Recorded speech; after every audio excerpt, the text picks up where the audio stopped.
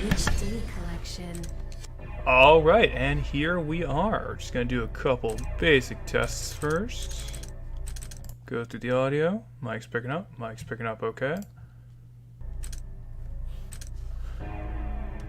Alright.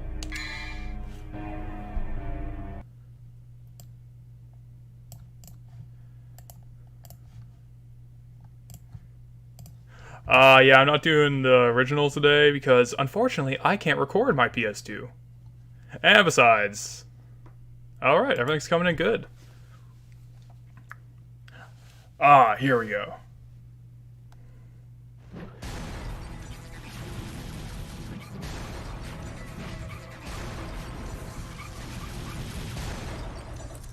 Let's rock, baby.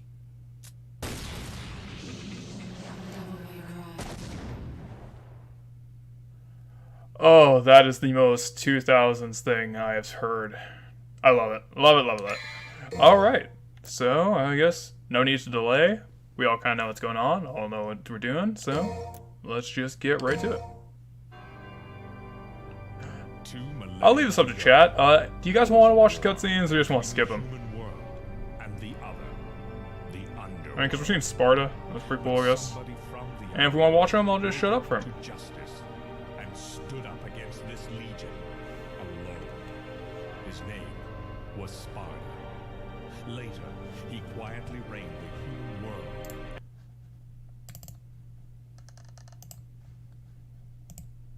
There we go.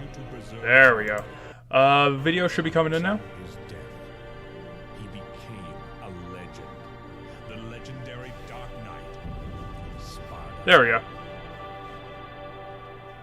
Okay, so it's just the HD collection has this weird thing where if you play in windowed mode like I am, DMC 1, 2, and 3 are separate windows from the actual executable that you get from the menu. I don't know why. But, yeah, I'll just mute the mic and we'll let this play out.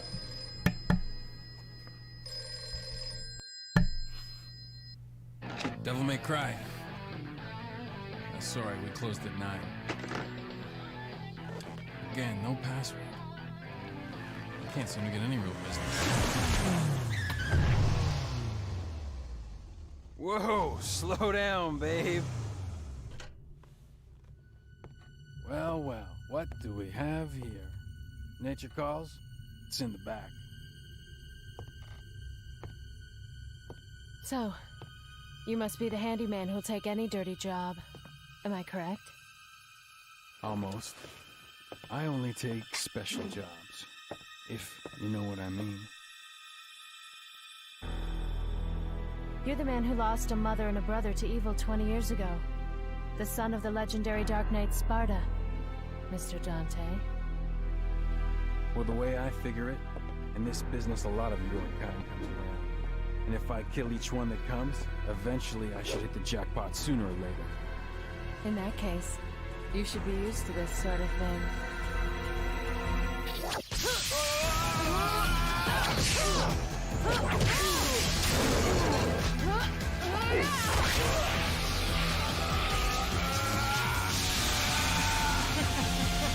Are you really the son of the legendary Dark Knight Sparta?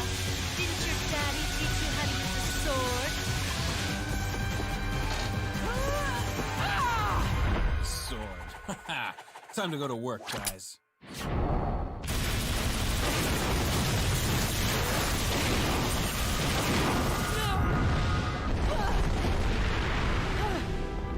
Even as a child, I had powers. There's demonic blood in me. What strength? You were the first one to know about my vengeance. Looks like I'm getting closer.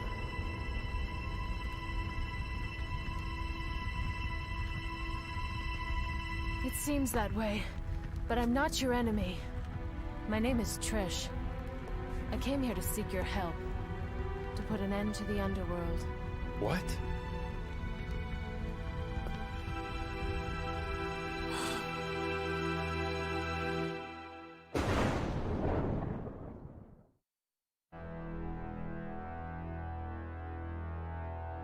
"20 years ago, Mundus, the Emperor of the Underworld, resurrected. Mundus. Yes. His powers were sealed by Sparta. He's attempting to gain control of the human world once again. He has been preparing to open the gate on Malay Island.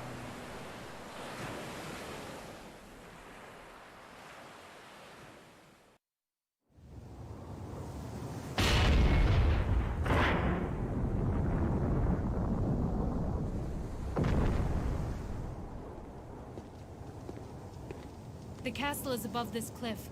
Come on, let's go! Ha!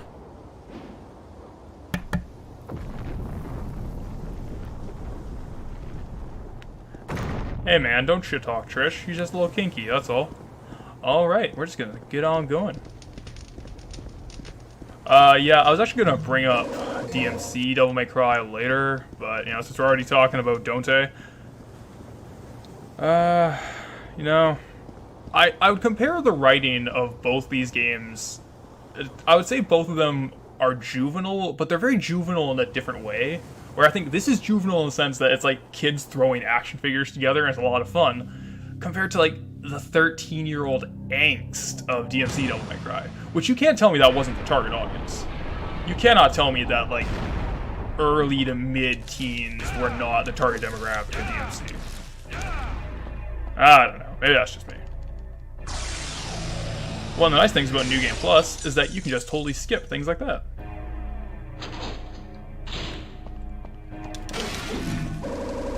Shazam.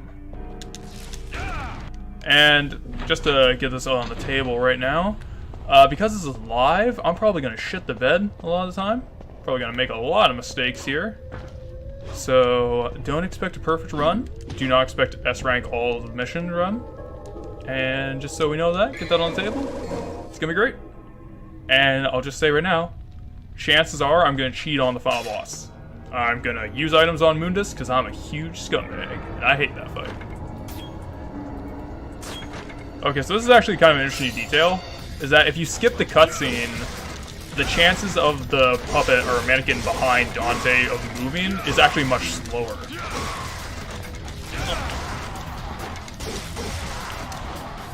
You.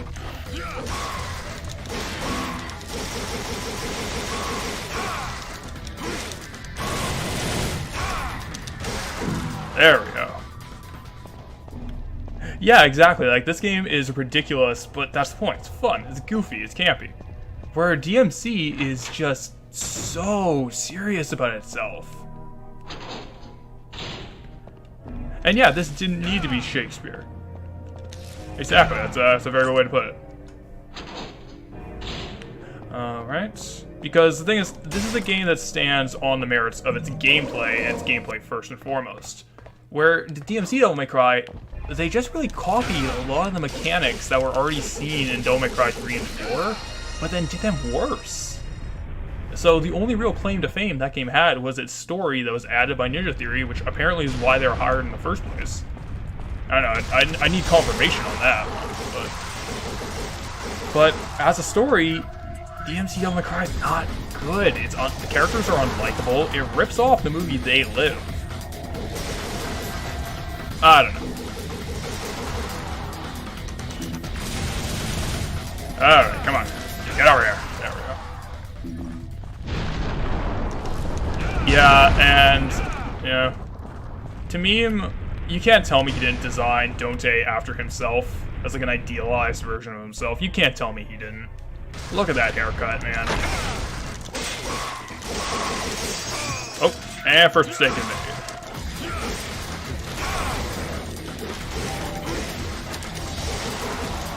You. Oh, we got a free heal out of it. That's alright. Come on down, buddy.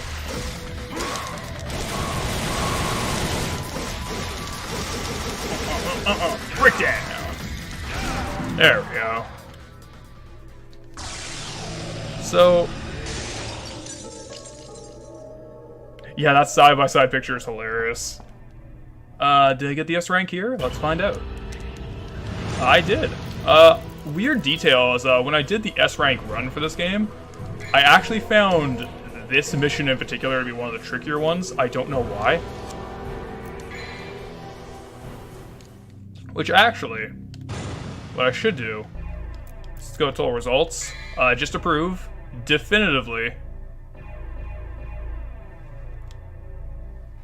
Yeah, I did it. I did do all the missions on S rank. I missed 2 of the secret missions because I forgot where they were.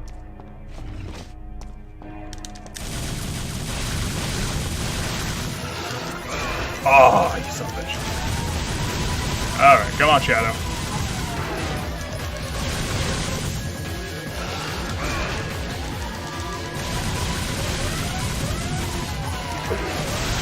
Now, 1 and a 2 and a 3. Now we run away like a huge coward.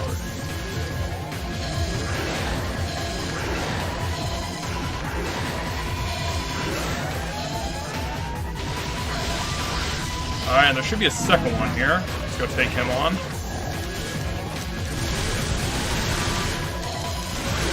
Oh, you don't like the shadows? I like these enemies a lot. I think they're incredibly well designed. All their attacks are heavily telegraphed. They have very obvious audio cues for everything. I was just very, very much mistiming my rolls there. That is absolutely my fault. We'll talk about more as the game goes on. I think the difficulty of Devil May Cry 1 is something that really no other game of this era matched, how it balanced itself, and I don't think 3 and 4, for that matter, are as good at their difficulty balancing, if I'm being perfectly honest. Oh no, you're not a shitter, so the shadows are genuinely some of the harder enemies in the game. It's just, oh man, I just think they're really cleverly designed with how they're difficult.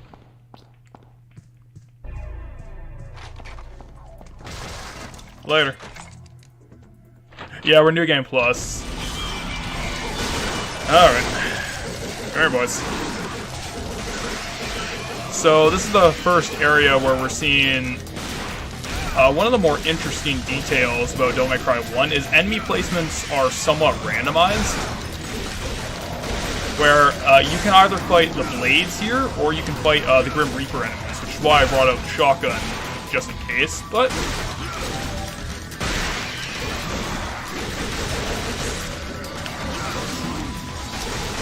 Alright, let's vortex around a little bit.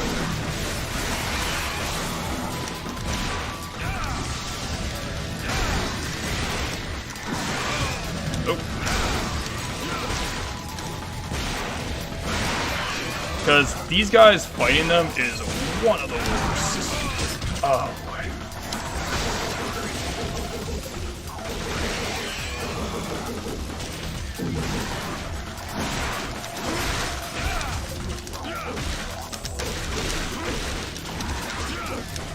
Come on.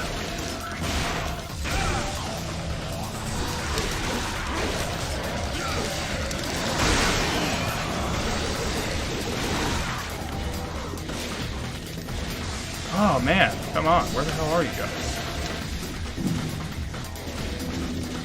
Come on.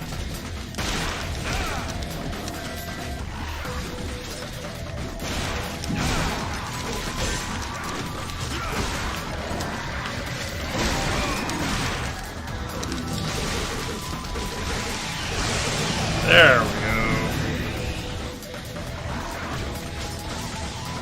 Because you have to fight a surprising amount there. But when you have the Grim Reaper enemies, you only need to fight 3. So I've lost the S rank, unfortunately. Oh well.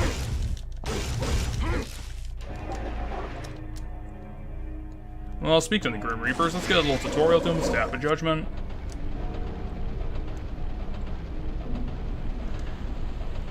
Now, it is common knowledge that Devil May Cry began its life as Resident Evil 4 at one point, and you can actually sort of see the Resident Evil influence in the design of the blades there, because they're hunters.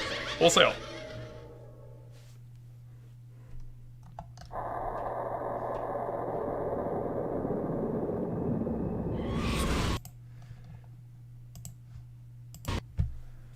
Oh, bit of a pause there.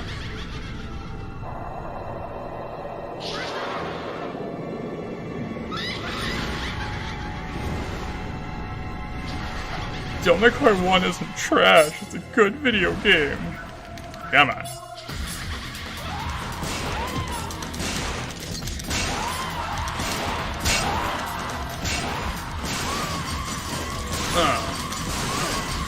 Oh.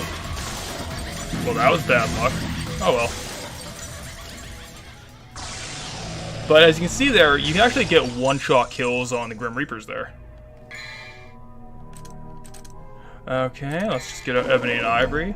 So, yeah, because this is a casual playthrough, because I'm not really paying attention, there's a good chance I'm actually going to get my ass kicked by the boss of this next area, because he is shockingly difficult. I actually find him... Oh, never mind, I got the S rank anyway. Oh. Okay. I'll take it. Yeah, I guess this game's way more generous with its ranking system than I assumed. Oh, well. Let's go. So we'll just skip this cutscene here, because it's useless. Oh, dude, I would love if Resident Evil 6 had, like, a Leon costume where he's Dante. I know there's a mod for it. I know there is, and that's rad. Alright.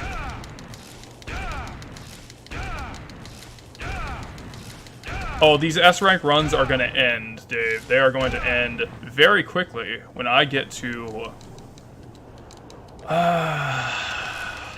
Mission 12, Mission 14, 15, 17, and 22. Those are the missions I guarantee I will not S-rank. Guarantee. Because I will die on them. I will die on all of them.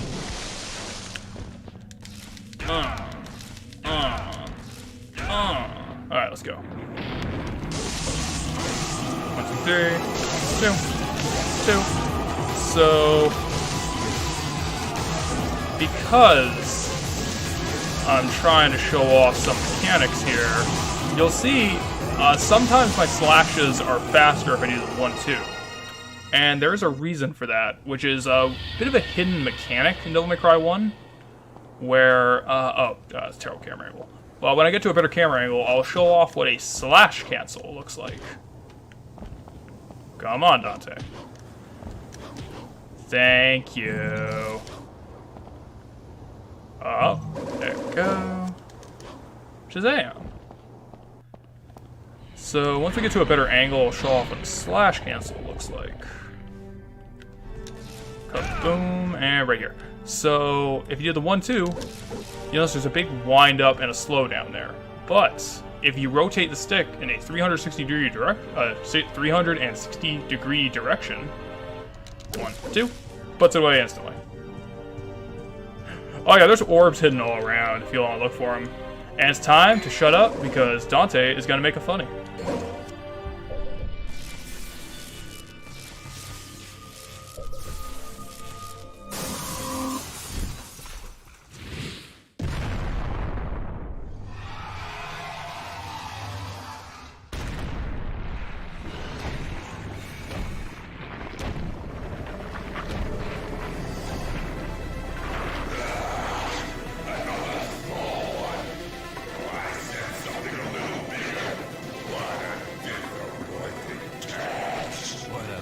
Surprise.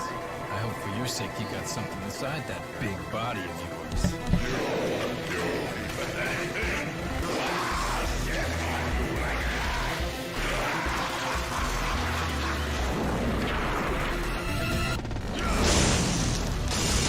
Ah, this is Phantom, everybody. Say hello.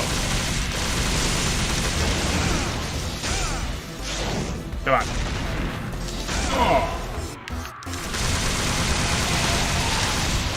I can actually see the comparison to the L cancel. I can see that. Slash canceling has its uses, but only for certain boss fights. Like, you can actually trivialize Nello Angelo if you get slash cancel timing down right. Oh.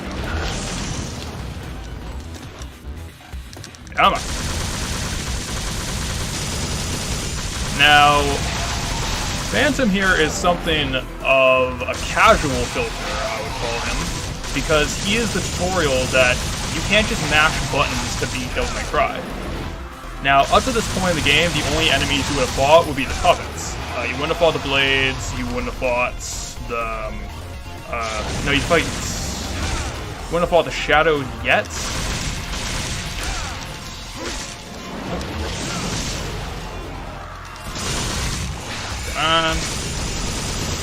So, The idea is that with Phantom, you can only attack him in 2 places at once. You can attack him at his head, or you can attack him at his back.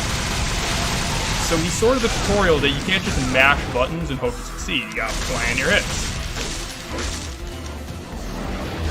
And I like him. He's a good tutorial boss. He's slow. All the tactical telegraphs. Oh. And fun detail, this is actually a move that is training you for the final boss fight, who will use a very similar maneuver later on. Oh boy, panic mode.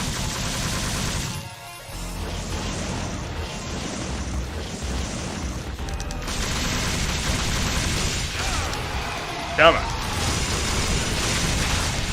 There we go. So, not a difficult fight, just kind of tedious. You gotta kind of bait him into a swing and punish it. But we got through A-OK.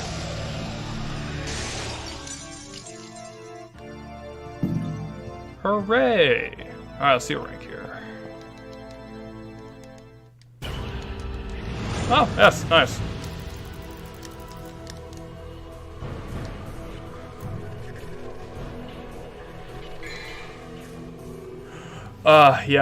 Phantom is genuinely, he's the moment that when I first played the game, I kind of realized, oh, this requires me to pay attention.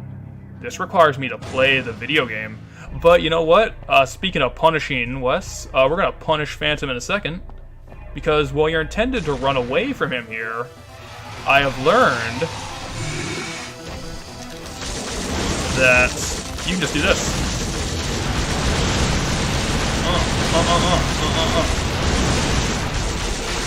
Style on him, style on him. And he's done. Oh, taunt for the camera, baby. Taunt for the camera, Dante. Oh, yeah. There we go.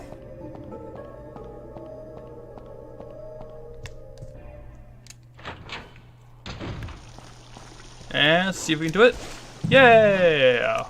Okay. So this is another interesting kind of enemy remix. You're supposed to fight the Shadow here for the first time, but instead, you will fight this boy, Death Scissors, who is a mini-boss intended for much later in the game, actually. Mission 6. Oh. Oh, boy.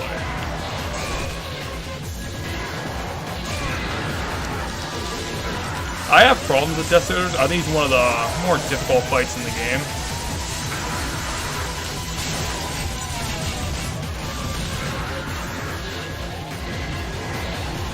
So if we can listen, you can hear there's a very clear audio telegraph when he is getting close and far away.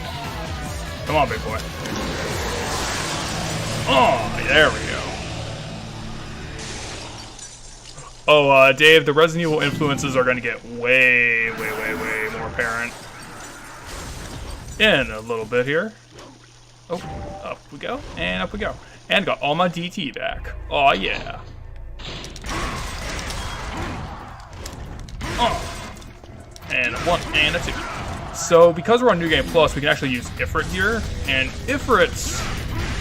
oh boy, I like Ifrit a lot. It's a much more simplistic moveset than what you can do for the sword, since you don't really have the charge for the punches, and there's a very clear optimal path.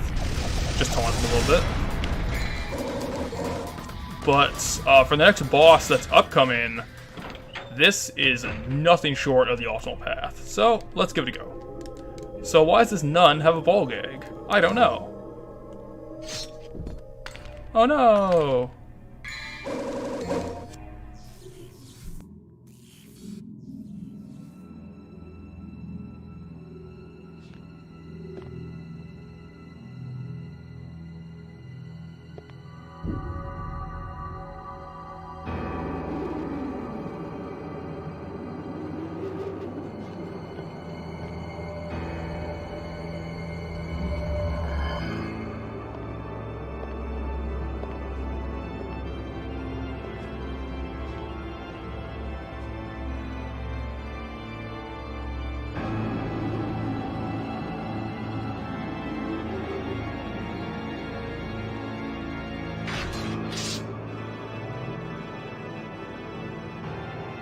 This stinking hole was the last place I thought I'd find anyone with some guts.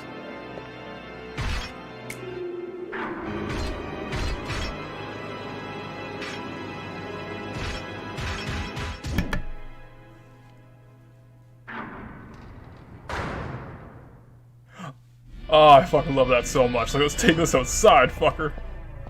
Oh, like a couple idiots in a bar. Love it. What? You know what? Let's go. Let us do it.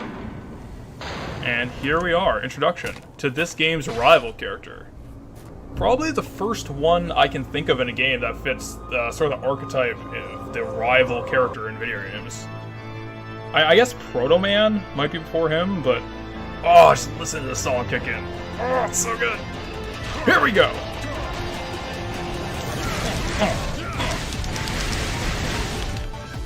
So the real strategy with Nello Angelo is to just hit him when you can. It's to react. All the bosses in the game are teaching you different skills. Nello Angelo is teaching you that reaction is more important than action from time to time. Oh.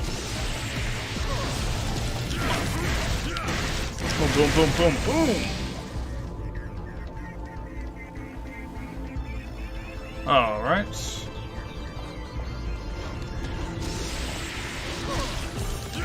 2, 3, and 4. And the real strategy you want to get is you want to get the DT combo 1, 2, 3 to a punch, and then use the kick 13 combo on him. 1, 2, 3, and 4. He's almost gonna leave, so may as well just get the basic combos for now.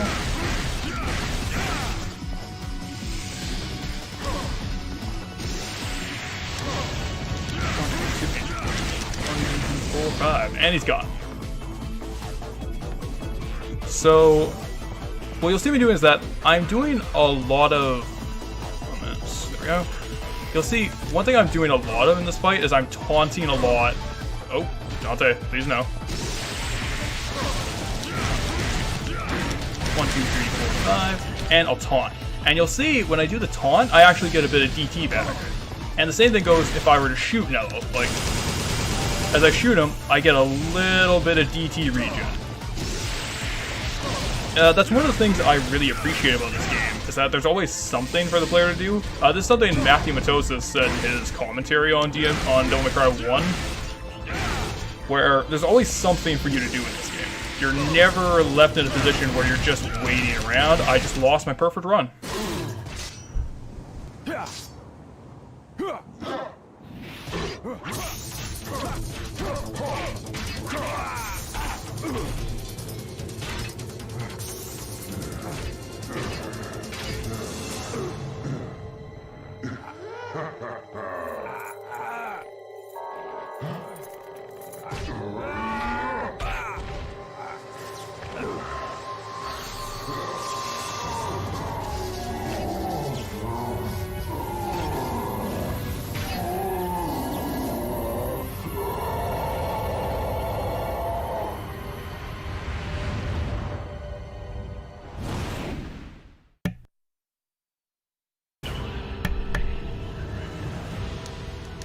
I lost the A rank, everyone.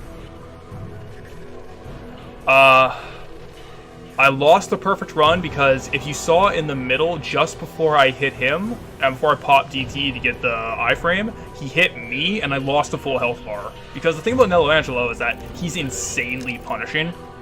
Every single one of his hits. Oh god, it is the midterms for you guys down south, isn't it? Well, I don't gotta worry about that. But, oh well. That could be worse, I guess. I'll take the A.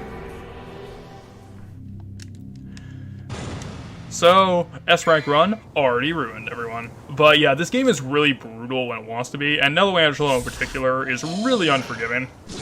Speaking of unforgiving, not one, but two!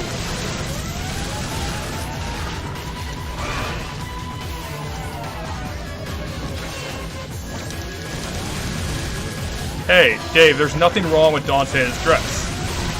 Red is a fashionable color. Alright. Now it's time to be a huge coward. Jump up here. Jump down here. Jump up here.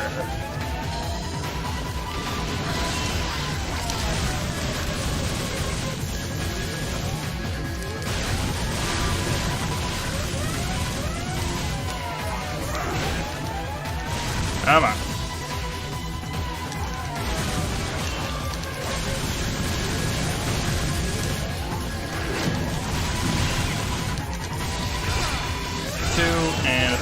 And there's no need to fight him anymore since he's just gonna self-destruct. So let's just run for the door, why don't we?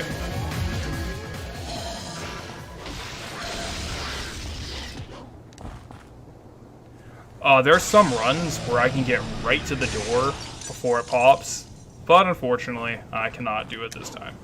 What's up?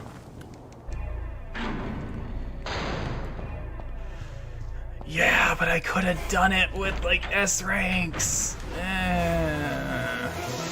I could have been a cool guy by beating the game with S's.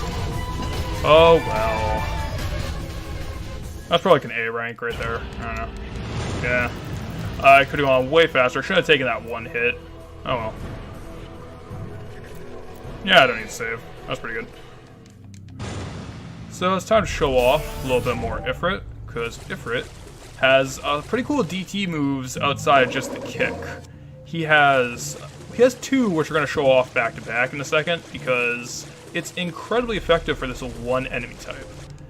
And it's so effective, we're probably not even going to be able to show it off, so you can learn what the hell this game is. Oh yeah, the Philosopher's Stone is a key item in this game, Dave. It's absurd what's a key item.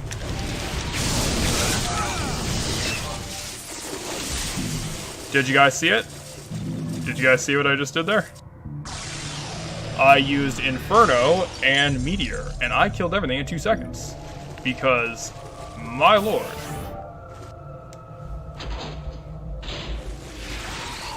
Alright, it's time to run away like a huge coward. Later, nerds.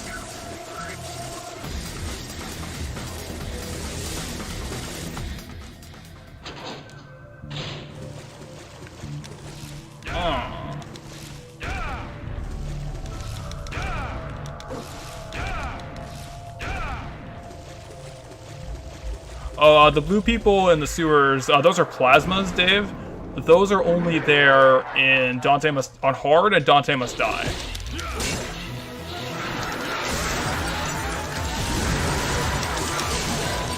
Come on.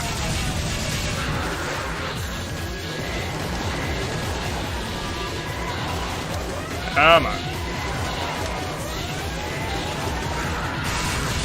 Oh yeah, Stinger to move faster.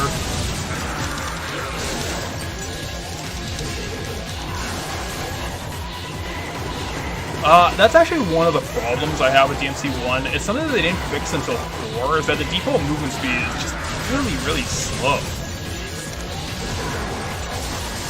Yeah, on normal, Dave, that's actually like, the Beelzebub flies, I think they're called. So Beelzebub flies are actually an interesting enemy because they're only in normal. They're completely removed from Dante Must Die. There we go. So, pro tip, wait for your DT to recharge before you pick that up. Okay, we got an S again, that's alright. So, yeah. The Beelzebub flies are taken out of hard and Dante Must Die because, you know, in my opinion, I think it's because they're chip damage enemies, and on this difficulty, chip damage is absolutely unforgiving. Okay, here we go. So, it's going to be round 3 in a second.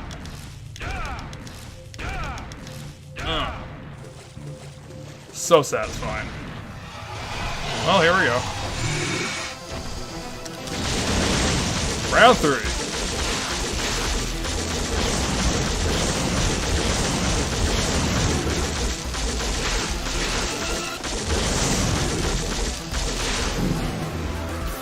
Switch to Ifrit. Just get some taunts into the camera. Just, Oh yeah, so good. Oh, you love it. There we go.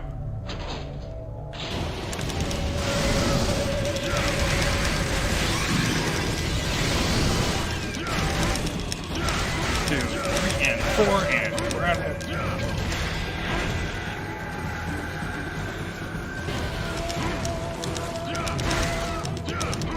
Oh, come on.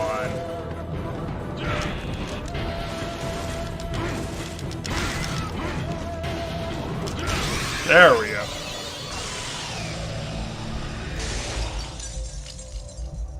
Yeah, pro tip for anyone. If you've ever heard people tell you that Air Raid and Vortex, that move is Vortex. Air Raid is the lightning, which we'll see in use later on. But if anyone tells you Vortex is not the best, they are wrong and they're lying to you. In fact, let's use Vortex again, right now. Just because I can.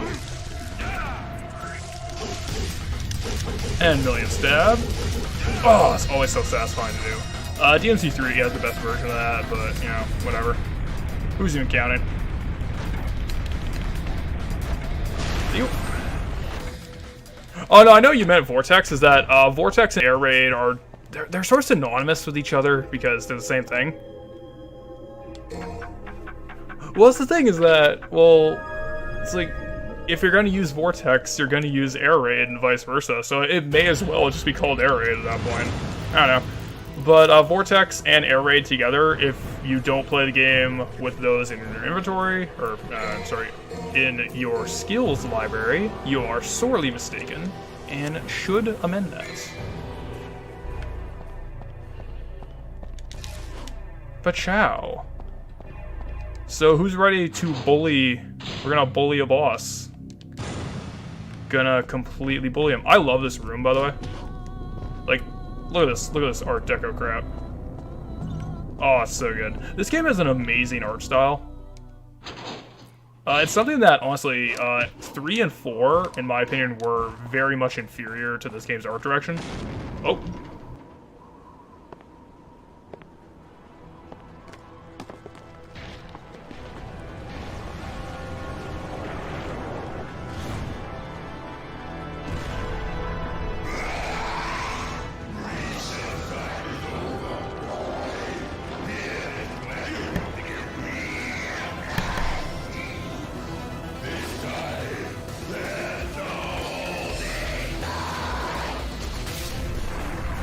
Finally!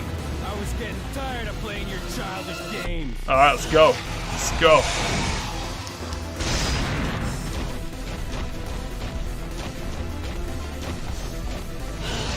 And 2.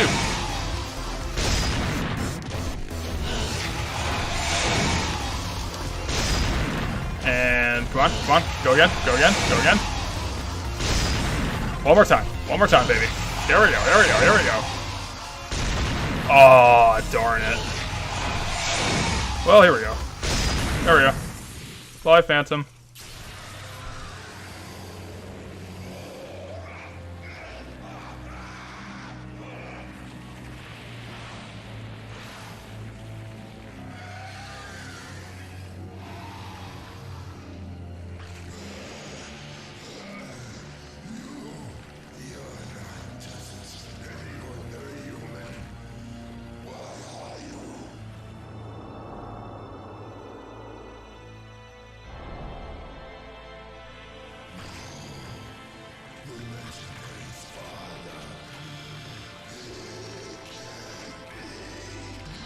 You're right.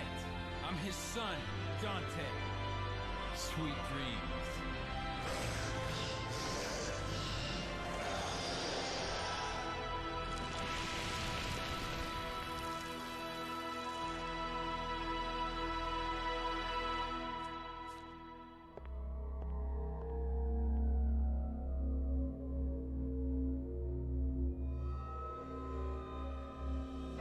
Defeated the Phantom.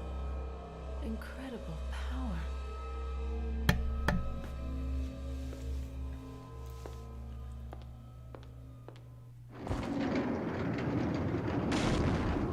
Yeah! So, if anyone doesn't know how to do that, if you go to Phantom's butt, like to the left or the right side of his spider scorpion butt, what you can actually do is bait him to jump, and if you get him to do it 4 or 5 times, I forget the exact number, he'll just fall through and die, and you never have to even swing at him.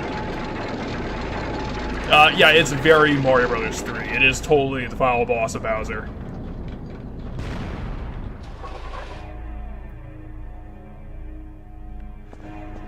Oh my god. Yeah, Dante the Demon Killer. It's got a nice ring to it, don't you think? God damn it, I hate Dante.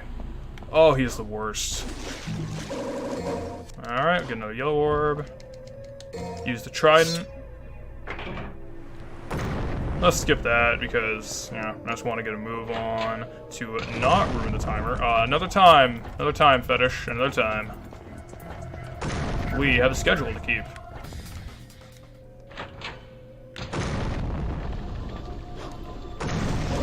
No yellow orb, and there we go. Mission is done.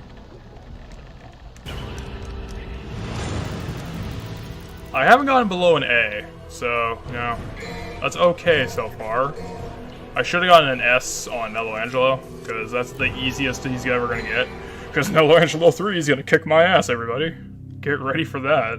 Or die like 10 times to that single boss. Okay, kaboom. Oh no, the bridge!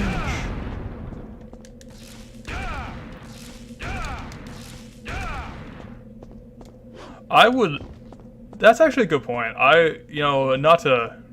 Not to call him retarded or anything, to meme, but I would be very interested to know the full making of DMC Devil May Cry. What's my DT at? We're good. Hey, it's the introduction to this enemy we fought already. So yeah, if you look closely, you can actually see, these are hunters just wearing masks. The hunter gammas, I think, specifically.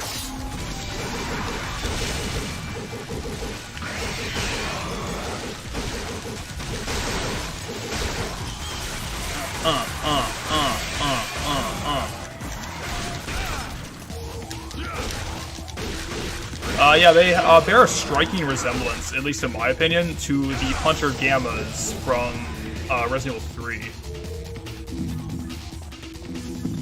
Yeah, I mean Hunters from Resident Evil. Those bear a striking resemblance to Hunter Gammas from Resident Evil 3, which I just said, and I repeated myself. I'm retarded, just like Tamim. He and I can bond over that, I guess.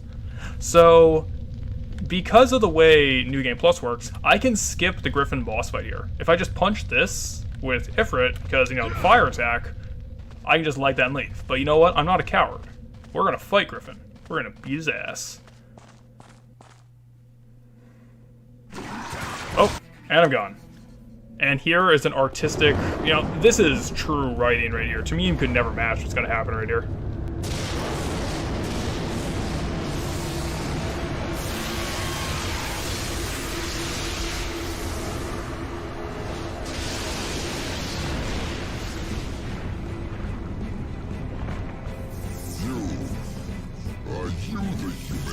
The son of Sparta who challenges the darkness for this.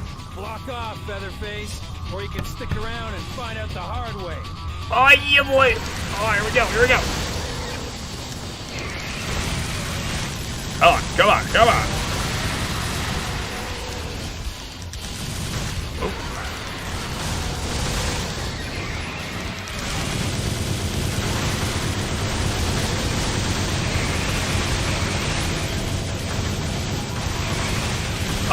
Believe it or not, Dave, it's actually only this boss fight that you can ever skip in DMC 1. It's just a weird sequence-break detail. I mean, I guess you can technically argue I skipped the intended way you're supposed to fight Phantom, but that feels just like a fun little Easter egg trick. Oh.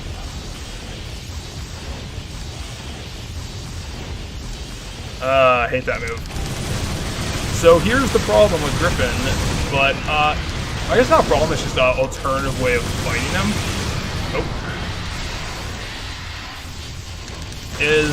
He is meant to teach you how to offensively use your guns, because you're not going to get many consistent melee hits on Griffin, just due to the nature of how fast he is, and because he's airborne. So you gotta learn, how do I use the DT shot? Oh.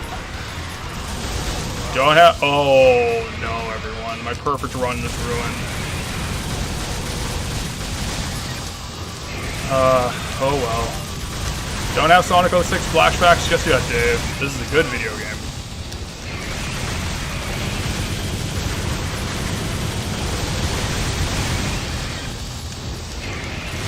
Alright, come on. There we go, baby. But yeah, this fight is meant to teach you, use guns effectively. Oh well.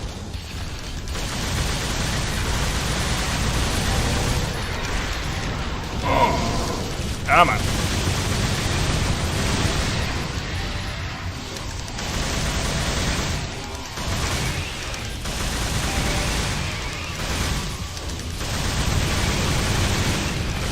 Come on, come on, come on.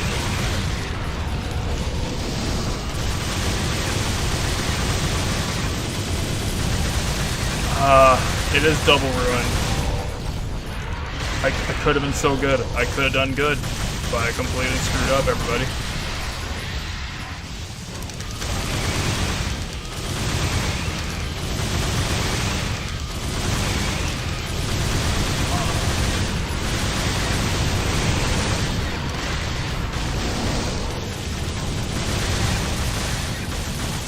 Come on, giant chicken.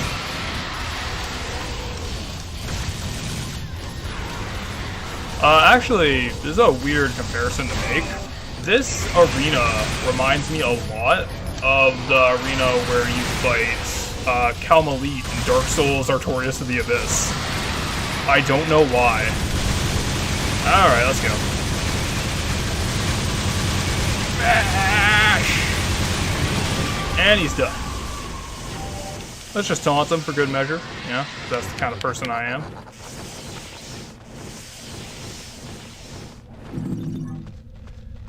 Alright, and what I could have done is I could just go down that.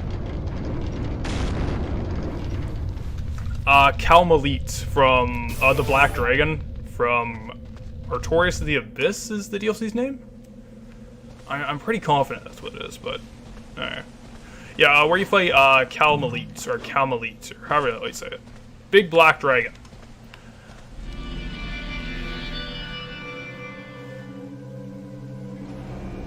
Uh-oh. Nani? So, fetishes, interesting detail, these enemies do not exist on easy mode at all. Because they can block your attacks, and that's too punishing for players. On easy, interesting changes, these things, and, oh. Uh-oh. I didn't know this.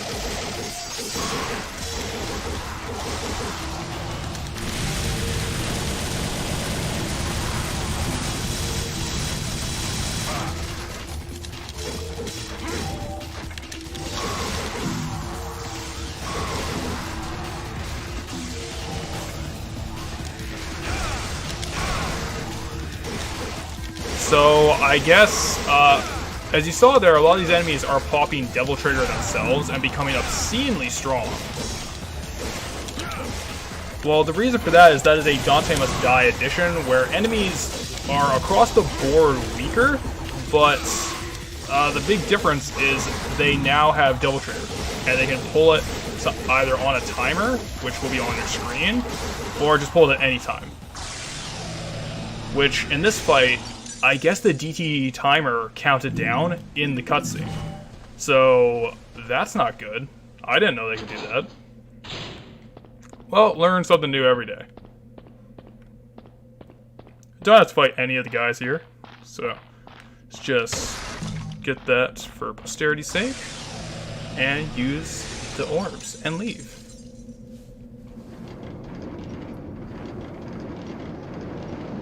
And now we're entering the Lost Woods. Okay. Yeah, that was bad, everyone. I'm sorry. I could have gone the S rank if I was good at the video game. I may as well save. What the hell not?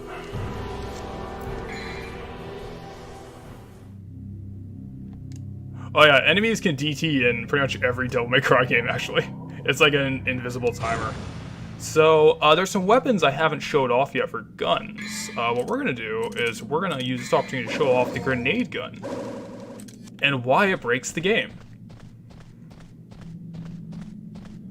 So, let's just go up to this boy. So, the grenade gun is insanely powerful, but that's a knockback, wouldn't you say? Well, what if I just did this? Oh my lord. That's so much faster. That's crazy. Who would ever design such a thing? That is the dodge cancel. And the dodge cancel is, if you play Devil May Cry, that's pretty much the move that everybody learns eventually on their first run, because the grenade gun is just so overpowered and there's no reason not to use it. But, more importantly, the grenade has one genuinely fantastic feature outside of damage output, and I think it's better than damage output. It is, every shot of the grenade gives almost a full rune of double trigger back. So if you actually use it on boss fights strategically, you can actually get an obscene amount of double trigger. Like, or if you go to like the room before a boss arena, oh, that was a mistake. Ebony and Ivory are clearly the best things with shadows. Mash!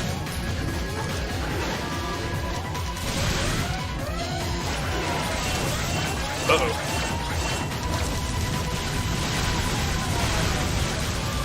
Come on. Come on.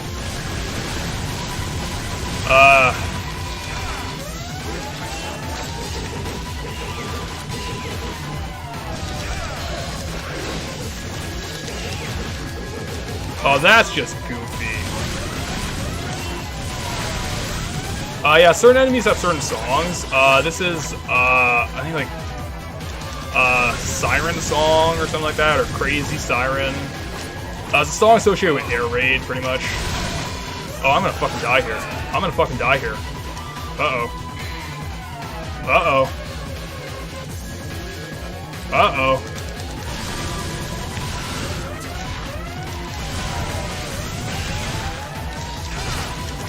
Yep, that's how it goes. I shouldn't have been talking, I should have been playing the video game.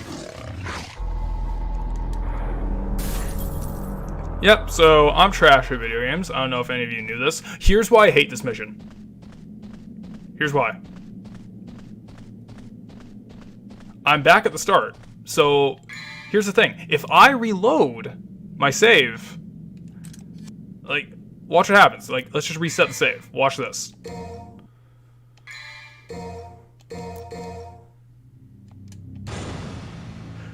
I start back at the exact same place that I got to continue from. Look, I still have it. So that is, I don't even know why they give you the option there, but whatever. But yeah, the biggest problem I have why this is one of the harder missions is you have to separate the shadows, and if they go together, the auto target in this game will just go bananas. Alright, there we go. Come on. Let's go.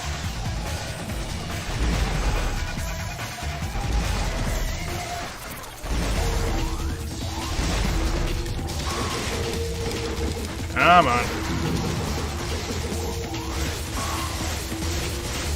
So yeah, these things become just sponges when you hit them with the devil, when they get infected with the devil trigger, they do. Yeah, I was having an extremely hard time. That's one of the things about this game that has not aged well, is the way targeting works. So as you can see though, when I was talking about the devil trigger, my DT is going up insanely fast from just spamming the grenade.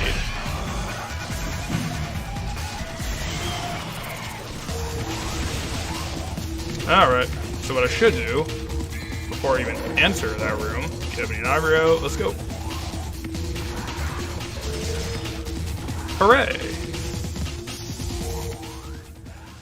Okay. So as soon as you can.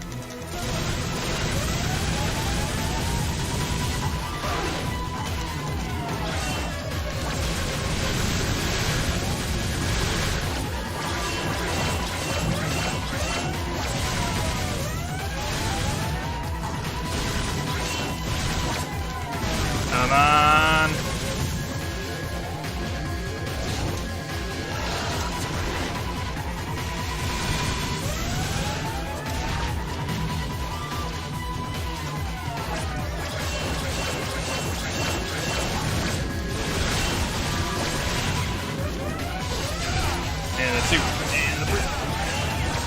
So we're just gonna run the hell away now.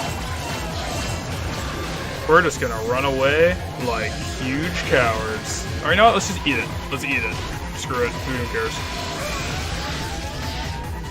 That was scary because it almost launched me off screen. What'd you do there, Shadow? Why'd you do that? Yeah, the targeting in this game is not fantastic. Get some DT out of that. Okay. Now let's get to what may be one of the most annoying enemy segments in the game.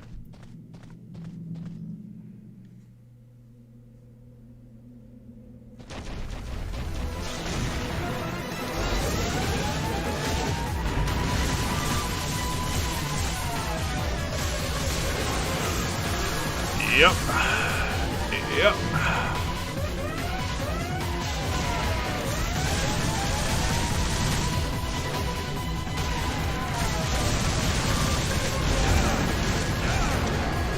Come on.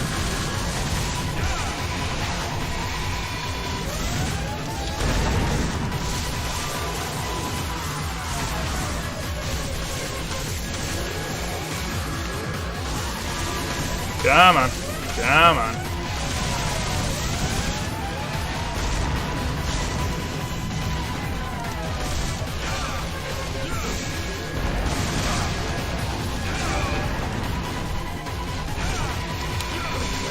Come on.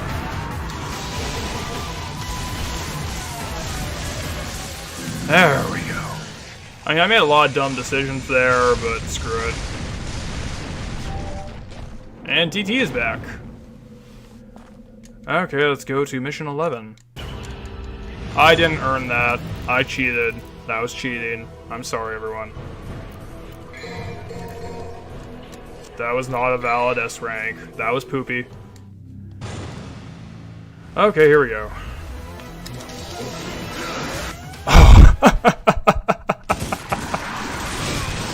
Oh my god, that was the worst thing that could have possibly happened. Oh my lord, that was the worst thing that could have possibly happened there. Oh no. Oh, well. Here's how you get us in situations like this.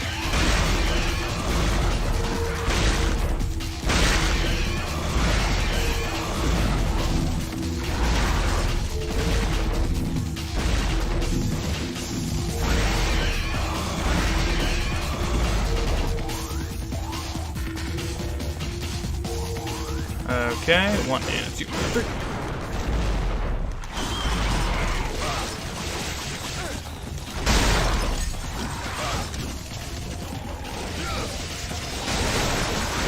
Oh yeah, the grenade launcher is amazing in this game, to the point where that's why 3 really nerfed it in comparison. Well, you saw, like, I'm getting DT back like crazy. Something fierce, man. Oh boy, see, now he's gonna have problems because I didn't kill this guy. So he's gonna cause me some hassling. Oh my lord. Like...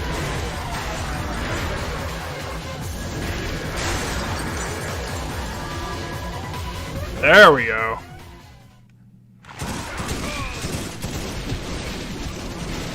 Later.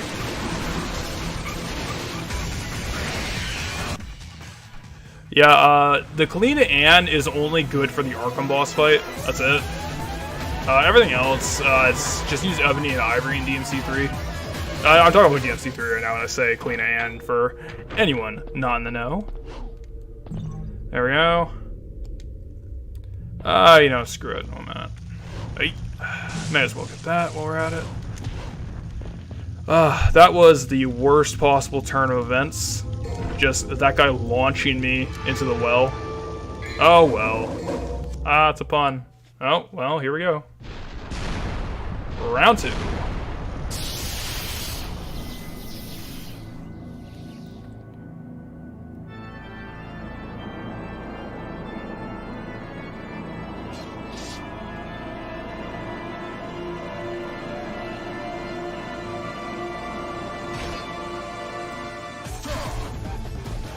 One, 2, and 3 in. Same principles apply to this fight as every Nello Angelo encounter. Excuse my English there. I can hear House of the Dead too. I can hear it now that you're mentioning it. Oh. Perfect.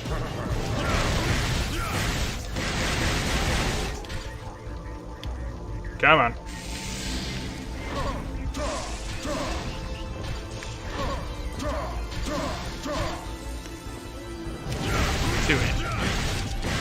Now, this is actually one of the more disposable fights, because I don't think he has any new moves here. It's just a smaller arena, which is more annoying than anything else. But, you know, Nello Angelo is probably the best boss in the game, so I'll take any other fight with him any day of the week. Also, though, most clever use of the taunt mechanic, because you see, I'm getting 2 double trigger runes back every single time I do DT volley on him. Oh, that was bad.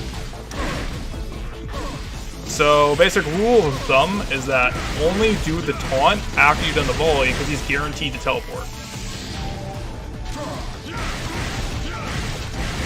Because occasionally, if you just get a basic combo on him, he will not. Oh, we got the parry. And now you see why Rolling Blaze is the best move. If you see in like my jump, that fire animation, is that that's actually a hitbox. It can damage enemies very slightly, but the real reason you want it is not for the damage, but for the counter. Because you can actually counter moves like I do with Nello Angelo's swing there. And what it does is that left him open for a complete riposte. Oh, right in the back. Come on. And boom, boom, boom. And we're done.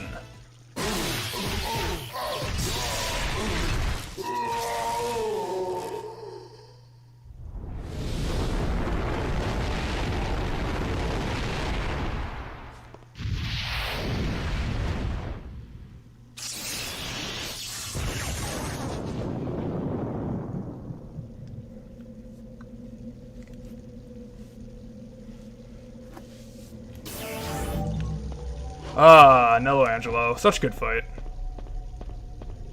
Oh yeah, this game's combo gauntlet is amazing for Ifrit. Like, Ifrit is still my favorite of all of them just for the visual effect design, and I'm so glad in 5 they're bringing back the fire gauntlet design for Balrog. Oh, it's so cool. And Dante's doing like capoeira shit now. Oh, it's great. Now what we should do is get rid of that grenade gun, because we're not going to be using it for the foreseeable future. What I want to do, jump down here. Yeah.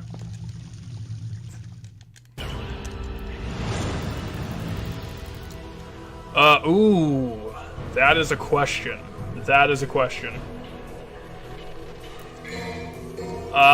Between Virgil and Nello Angelo, I'm gonna say Virgil, but I think the music that goes with Nello Angelo during his boss fights, Ultraviolet is the name of the track.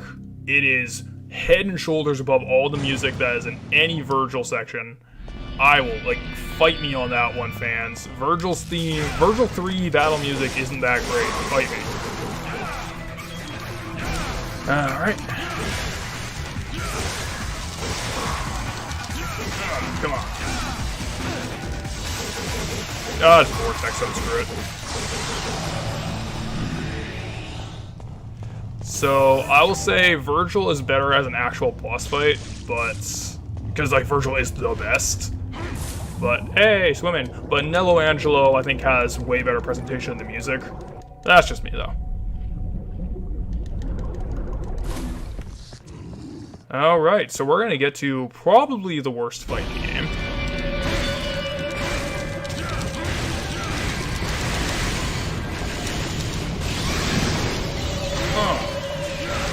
So this is actually one of the interesting advantages to certain weapons. The Frosts are weak to the Ifrit gauntlets for very obvious reasons. They do not take stun damage from Alistor. So yeah, interesting little damage property, because of course they wouldn't. Why would they take damage from the lightning weapon? They would only take it from the fire weapon. Just clever things like that. I really appreciate it. Round 2 with this boy. Come on. Let's go.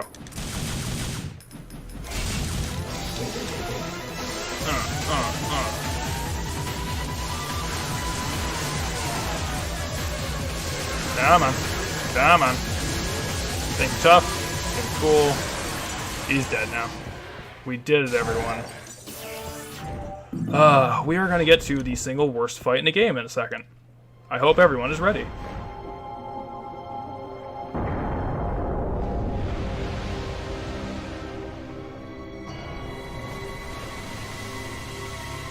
I think this entire boat section is honestly probably the worst part of Devil May Cry, because you have the swimming sections, and then this, which we're going to get to in a moment here.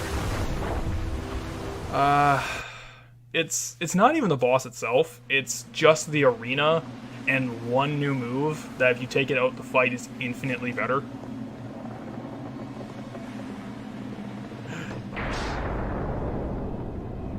Oh, this kind of does have a Ocarina of Time Shadow Temple vibe, come to think of it. But, yeah, I'm not doing 38 minutes. That's crazy. Those people are crazy. They're not trying to look cool and stylish. They're just trying to run away. I'm not trying to run away. I'm trying to fight like a man. Thank you very much. Here we go.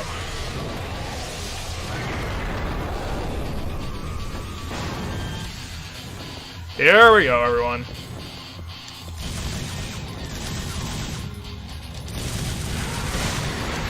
Yep. Yep. This is the worst.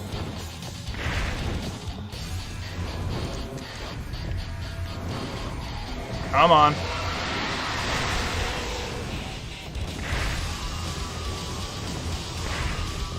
Come on. Is it dead yet? There we go. Yeah, here we go. Oh, we got lucky, dude. We got so lucky.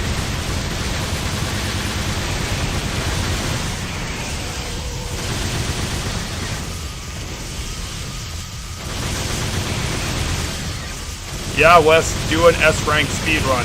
Make it happen.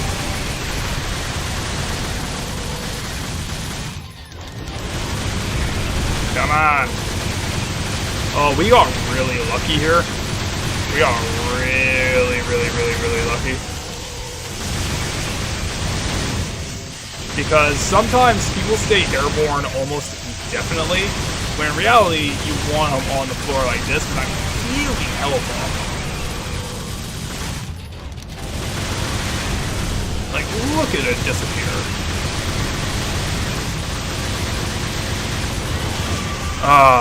And he has to get that last move in there. See, that to me is like the most unfair thing, is those moves right there, because if that kills you after you beat the boss, that's so ridiculous, man. Fortunately, we took no damage up to that point, so... Well, we took one hit, actually, to be fair. Oh, I'm surprised. I was actually expecting to die there. So, yeah, good for us. We're going at a good, smooth, and steady pace.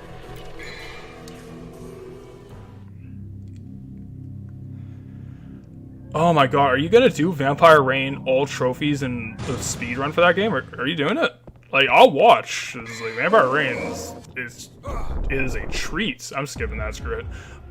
I'll watch more Vampire Rain if you're down for more Vampire Rain, but, like, do you want to do that to yourself? Oh boy, so here's where we're gonna see the swimming weapon.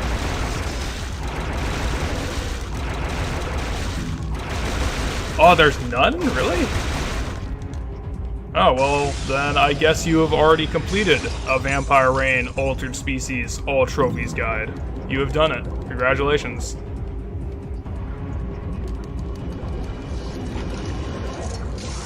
And there we go. No damage. We got super good there. Oh yeah, boys. But the swimming in this game was a very questionable addition. I understand the need for variety, but I don't know. I think if you took out this entire boat section, the game would not be worse off for it. But that's just me. That's just me being kind of petty old Doomed with his terrible opinions and his terrible runs against the shadows. Goddamn, I'm so salty. The needle gun cannot be used outside of water. No. It is a useless weapon that they added exclusively just for that section.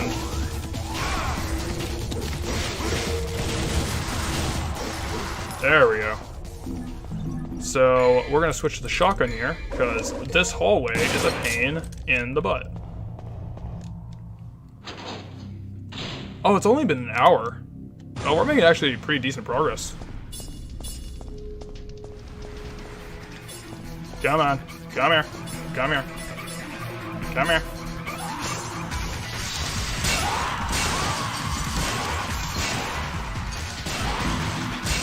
Come on.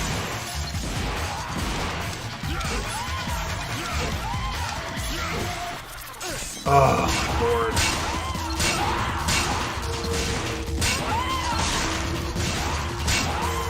The reason I hate these things are because they go into the wall and you can't damage them.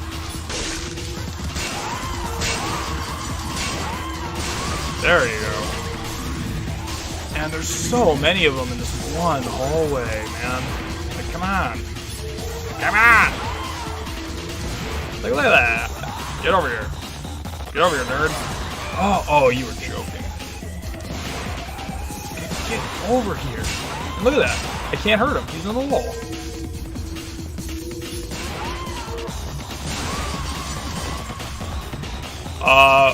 Yeah.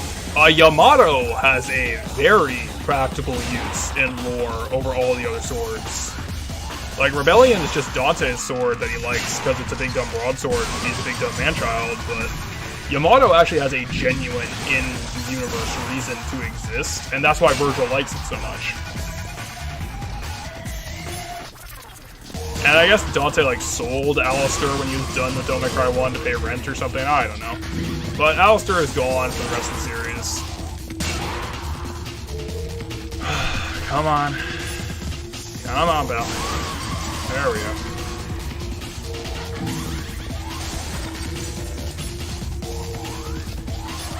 As you can see, there's just so many of them, too. S-rank in this mission in particular is such a nightmare.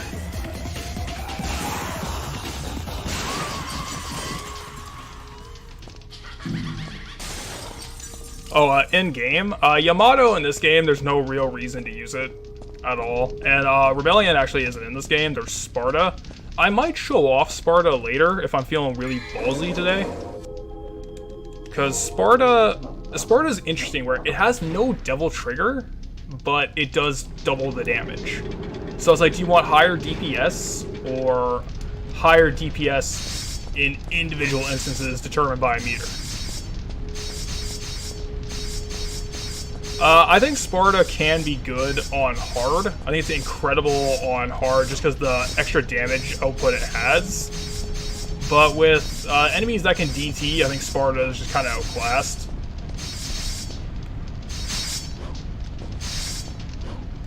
Aw, damn it. So close. Well, let's change out to the handgun. We don't really need a shotgun again for a little bit.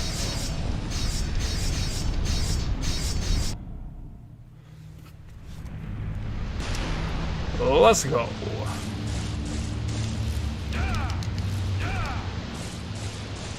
So, fun fact, you don't have to fight these guys.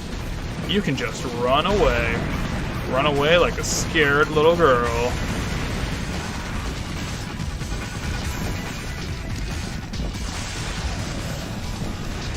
And honestly, like, there's two areas in Devil May Cry that I think are kind of unfair.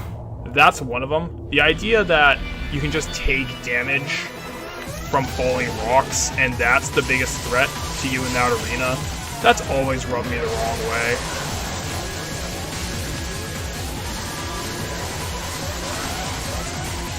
Where you at? Where you at, nerd? There we go. Hey, man, hey. Dante's a busy man. He's got a job to do. He's got to go beat up Mundus. He can't stick around for those stupid hunters. Those are Wesker's thing. You can go hang out with him all day if he wants. Bam, S rank. You don't even need to fight anyone in that room. Alright, next mission. So, for the S-Rank run that I did recently, which I was spamming your Discord with, Dave, actually Wes is too, I'm sorry about that, guys. I'm very enthusiastic about this game, if you didn't know. But, I actually found this to be one of the most difficult S-Rank. Oh, God. Oh, no, don't pull that DMC Devil May Cry Mundus. God damn it. Like, they say it so many times here, too. And it's literally a Latin word.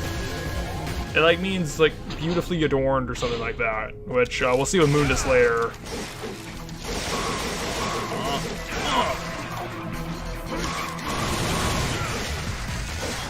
There we go.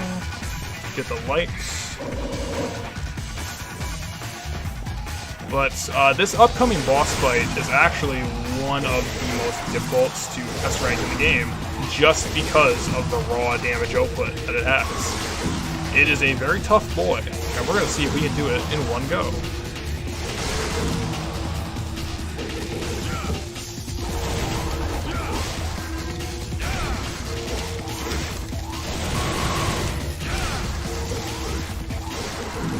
Oh, breakdown! There we go.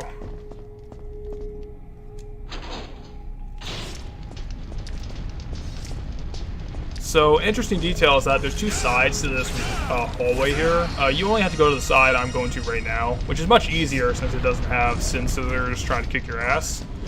Oh, yeah, I made it. Because in new game, you want to do it to go get the gun Hunter Beta, Nightmare Beta, which, personally, I don't like it because it has ammo, basically, and the ammo is double trigger, which I'd much rather have for my weapons, thank you very much. Oh, so let's run past these boys. Later. I'm not dealing with shadows down there. Ew, no way, man. But we shall persevere. Bye, boys.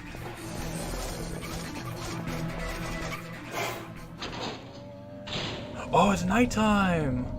I actually really like the design, the skybox, which is a weird thing to kind of give credit to. Oh, you son of a bitch. Oh. Guess we're going in with taken damage. Oh well. It has the very, how do I put this? Kind of an expressionist vibe, I guess. Very pastel color. I really like that. I don't know why. Alright, round 3.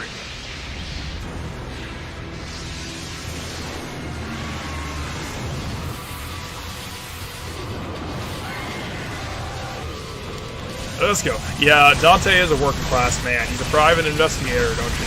Actually, come to think of it, if demons in Devil May Cry just kind of exist, and you can call people to kill them, doesn't that just make Dante kind of an exterminator?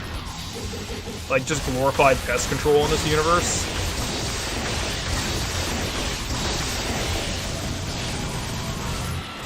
I mean... Oh, here we go. Now the real fight begins. But, yeah, if Dante is just like... If demons just exist in this universe, is Dante pest control? If I become an exterminator, and I start wearing red all the time, am I Dante? I'm afraid we'll never see.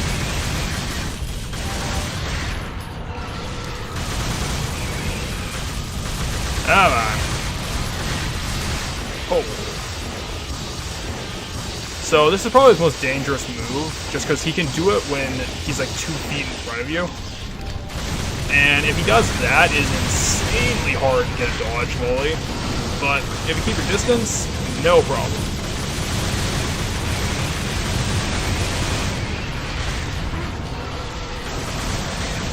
And of course, just try to manage ETs carefully as you can. Oh, you're just giving me free. This is free right here. Like, it doesn't even do damage that much compared to everything else. I can just tank the hit. Now this is what I'm talking about.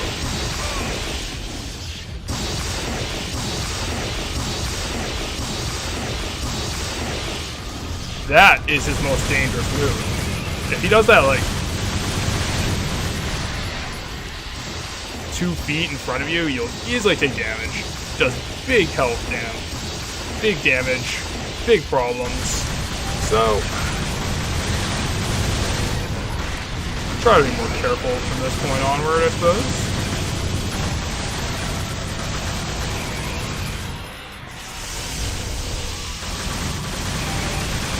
Well, the thing is, like, demons kind of have to be publicly known because the events of DMC3, an entire city blew up because of a hell tower. Like, you can't tell me people wouldn't be paying attention to that. Oh, well.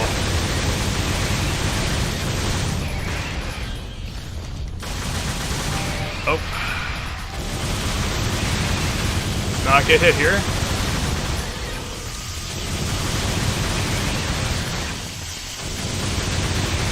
And 3. There we go. So as you can see, one of the things about Griffin is that he gets progressively stronger as his health bar gets lower.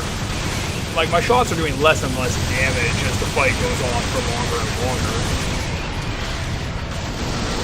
I don't know why that is, but very stressful detail to me, and like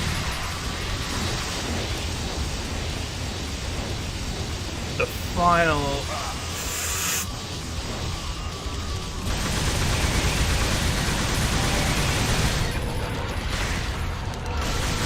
Oh boy.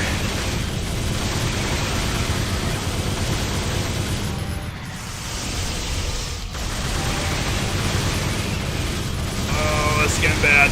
It's bad. Alright, we are down to the wire, ladies and gentlemen. Or gentlemen, I guess. Women don't watch Devil May Cry streams, am I right, boys? Uh-oh.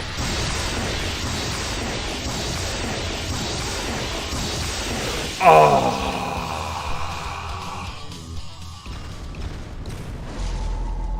Oh, I knew it. I knew it. He's a tough boy.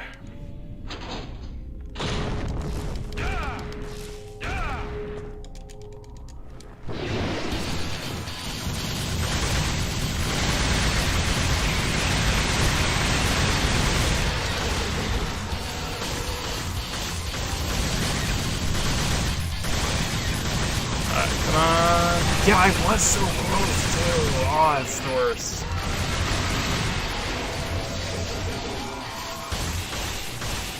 Come on. There we go.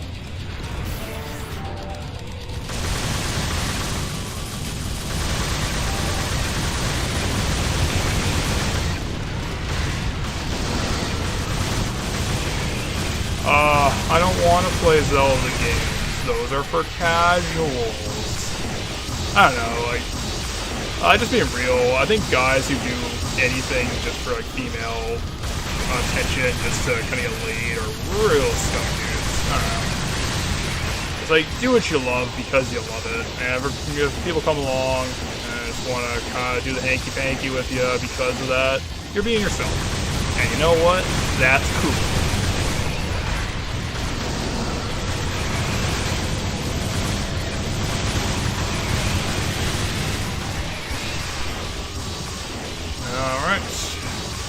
Yeah, see, it's much easier to do it the farther away you are, just because it's easier to time up the iframe of your rolls.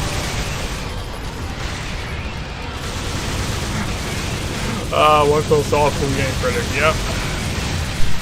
That's what happens when I still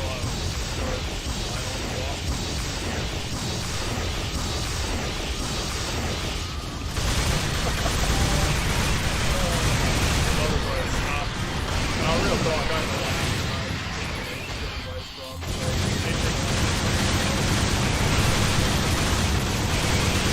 I don't know, it's just what I think. Try to look through the life, and if we come along, then whatever you like.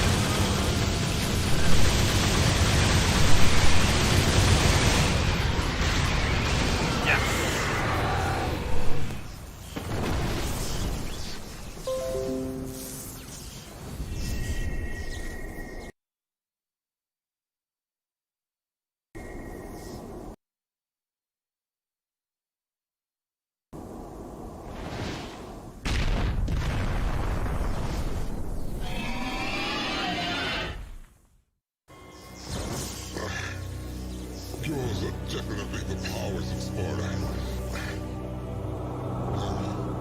Even more so. But I cannot let you live. I serve my master Mundus. You can't fight with that wound. Mighty is the power of Mundus. Master, grant me one last surge of power. The power to finish him.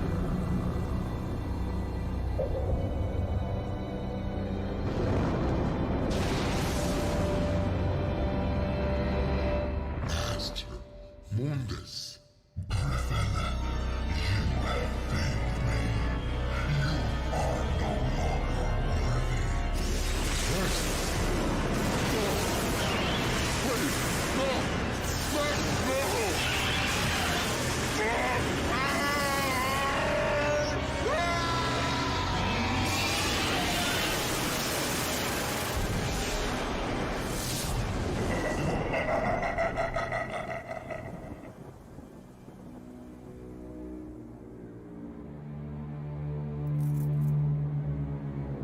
The three-eyed.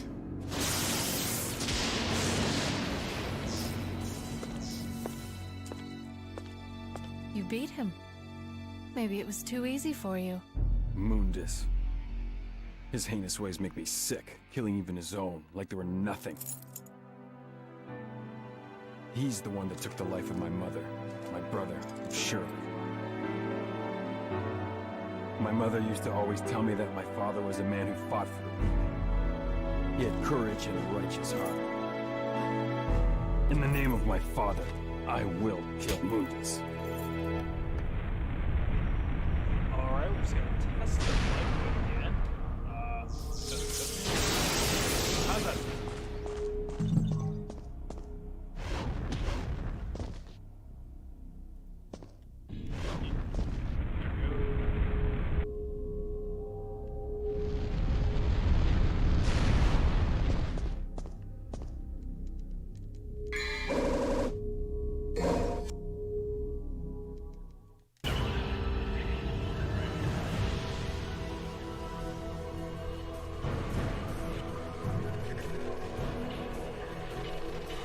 Testing, testing.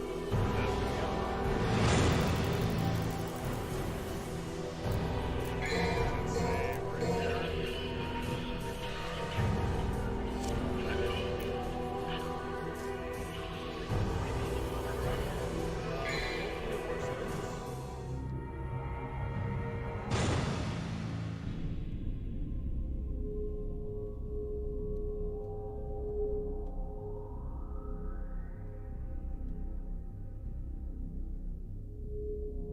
Yeah, something must have happened to my mic.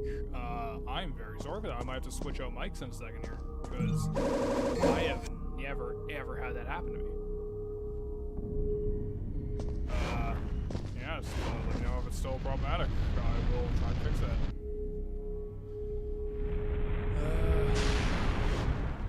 Yeah, darn.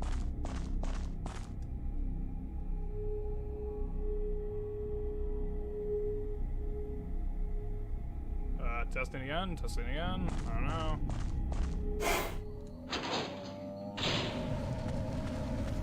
Yeah, is that? Yeah.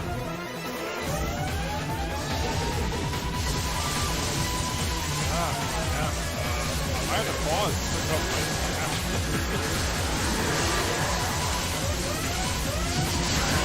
I don't know what the hell is going on.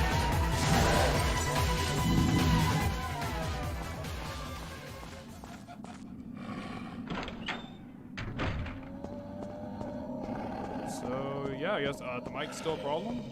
I can at any time just switch it out. Just let me know.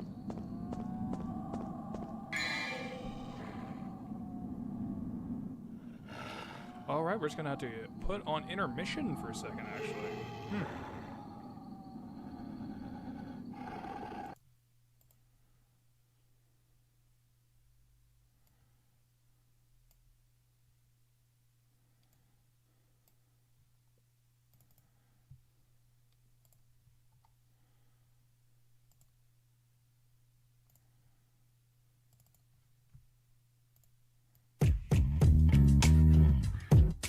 Oh boy.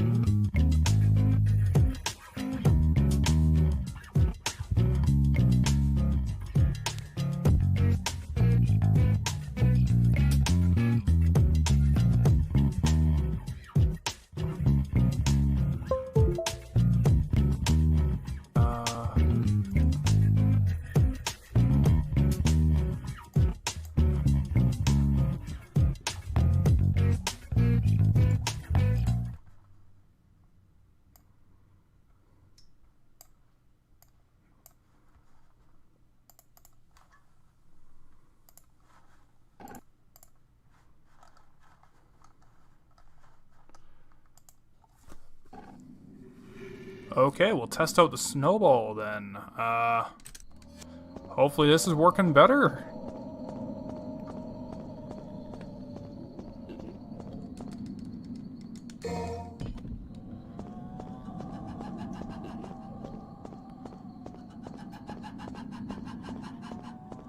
Okay, so let's use a snowball from now on. Wow. I have no idea what caused that. Well, again, very Resident Evil. This is the return to the mansion. Or castle, I guess. Break down.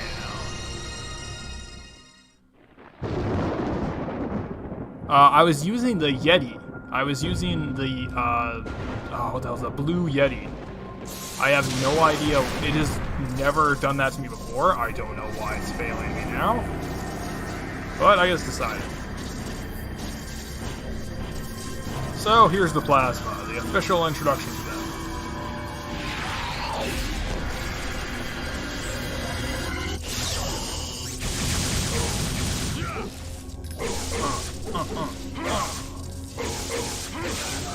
Yeah, like the Yeti it's better all across the board. I don't know why it just completely crapped itself there. Oh well. Guess I'll just stick with this for now. Okay.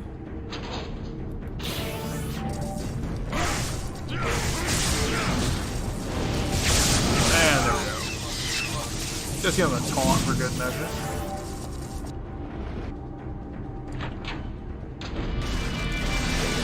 Okay, and once again, this case of randomization, there's also supposed to be a shadow here on some playthroughs, though personally I prefer these because they just die to Vortex very easily.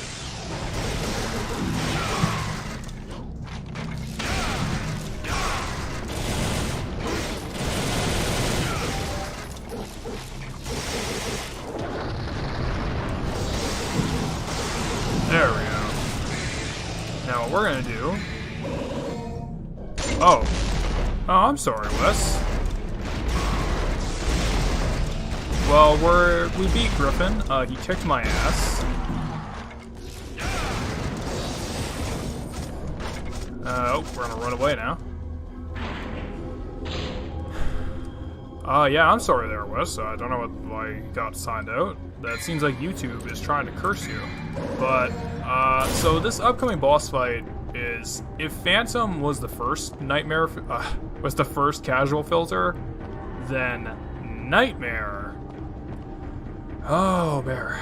Nightmare here. He is the real. He's gonna kick your ass if you don't know exactly what you're doing. But I do, unfortunately.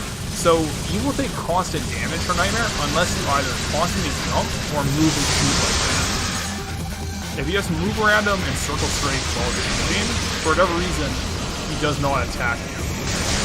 Well, he does attack you, it is ineffective.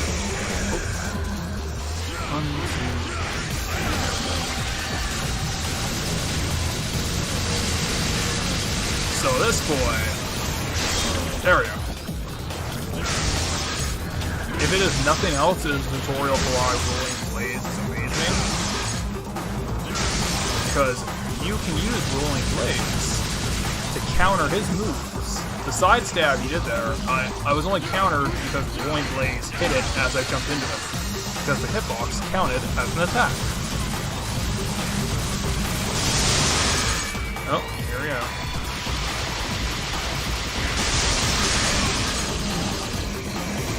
And the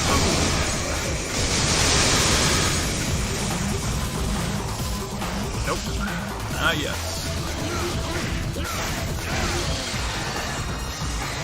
Alright, just a moment then. We'll lower.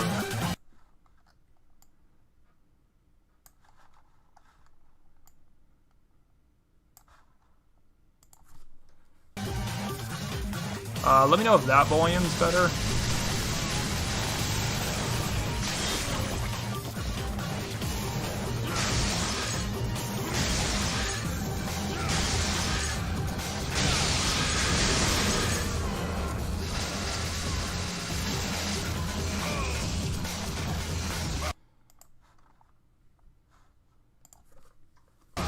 So, okay, there we go.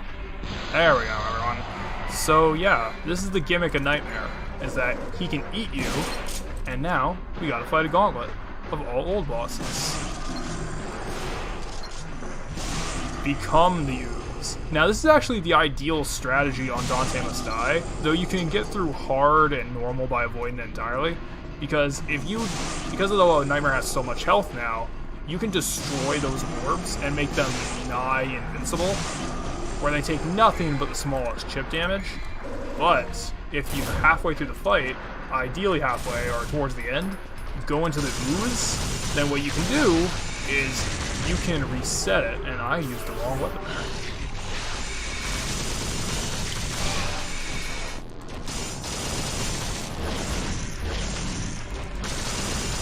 Oh yeah, Nightmare again is... If Phantom here is a casual filter, Nightmare is a player filter. If you want to beat Devil May Cry, you gotta learn Nightmare. For a lot of people, he is the hardest fight. Just across the board.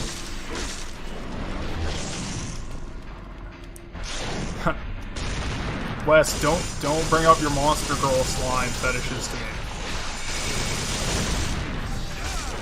Wes, I don't need slime girl fetish. Get this out of here now. Oh, is there a Rule 63 or gender bender hentai of Nightmare? Can anyone find that for me? You know, for research?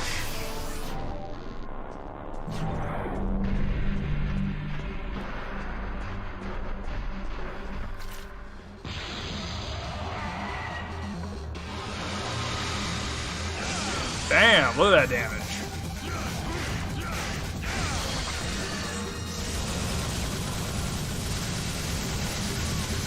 I didn't go off the edge. I asked for research purposes. I'm doing research.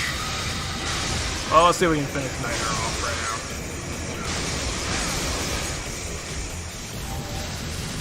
now. And also, if you just move around him and shoot, you're constantly getting DP back, so... Always a good idea to keep on the offensive. Uh-oh. And there one. And there we go. Let's just taunt them, just to be a jerk.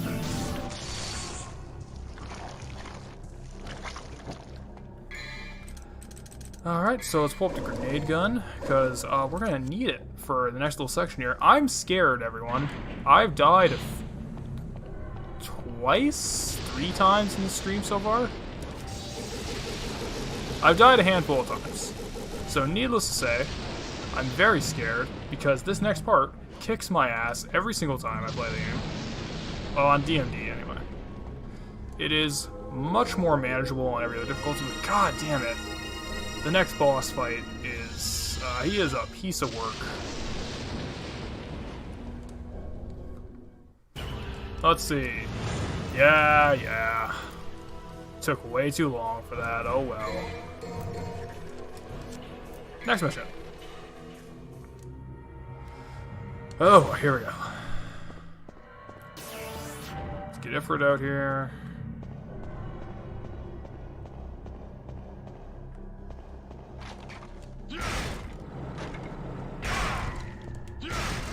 Alright, well, if you don't remember much of the rest of the game, I won't spoil the next boss fight, which I think I've been pretty good for not saying what comes next up to this point.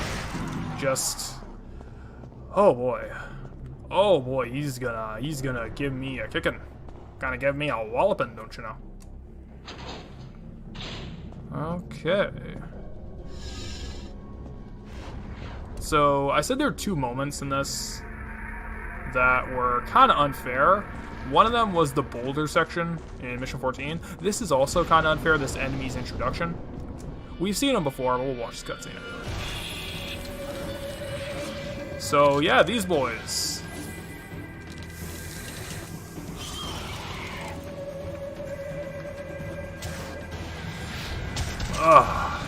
That attack is very hard to consistently dodge. I don't know why that one attack, but the best way I've found to do it consistently is to roll into the door for rolling blaze, just to have that count as a hit. Oh, just to have it count as a hitbox. There we go.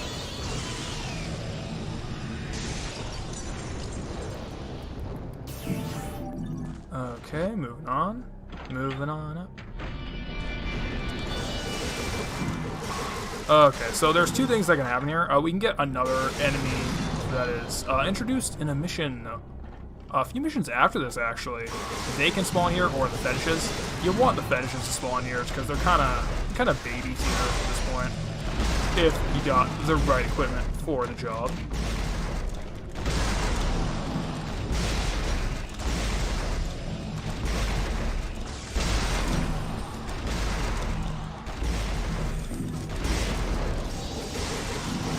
There we go. And got a full DT. Alright. So this is interesting to me, this dragon here, because you can't, or T-Rex I guess, you can't actually pass through here until you learn that you can parry giant fireballs through your sword. It is impossible to get through here, which this is sort of a tutorial for Mundus. But what's more interesting is that you can also say this is a tutorial for Phantom, since you can reflect the meteor to Phantom in the same way. It's just very, very difficult to do so. So this actually kind of goes to what Wes was saying earlier in the Discord chats, where DMC is designed around the replay, especially the first game, is that New Game Plus needs to be the intended run, so you can learn counters like that. I don't know, cool shit. Super cool shit. Alright, so camera change.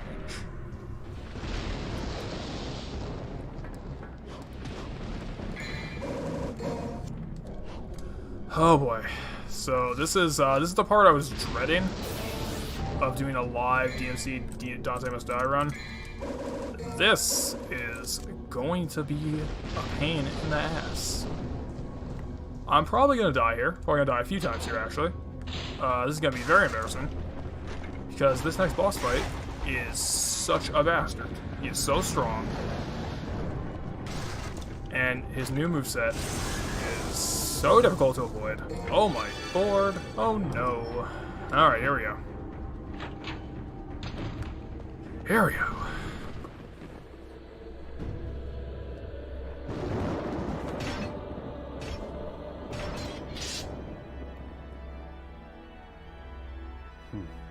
A man with guts and honor. I like that. But it's a shame you serve Mundus.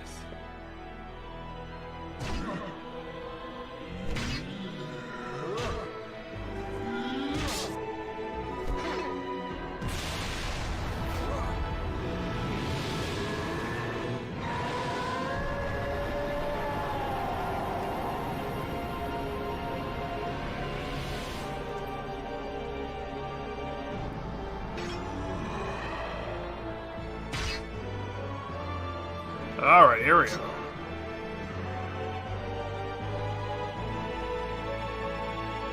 Here we go.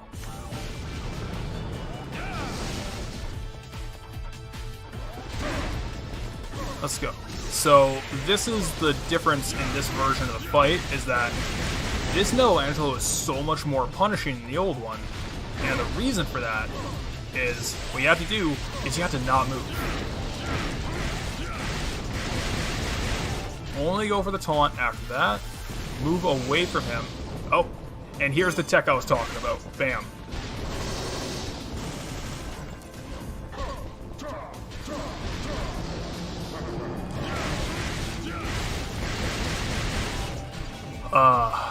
Oh boy. So, when I was saying the other day I found new tech, I have never seen a single video, read a single strategy guide that mentioned you can cancel summon swords early by just going up and hitting him in the air. I have never seen a single guide mention you can do that.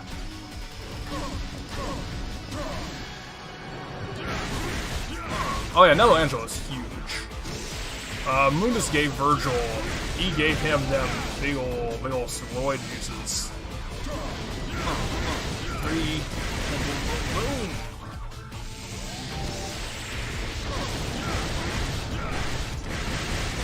Oh, I'm not talking much because I am focusing like crazy right now.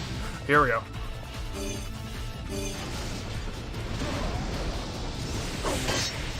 Oh.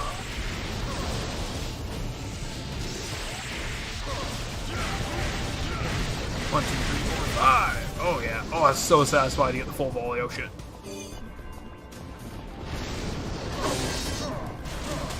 Come on. And there we go. Never go for the taunt there because you can easily just do that. Oh, my perfect run. Oh, so close. But you can see a single hit of his. Half your health. Gone. Just gone.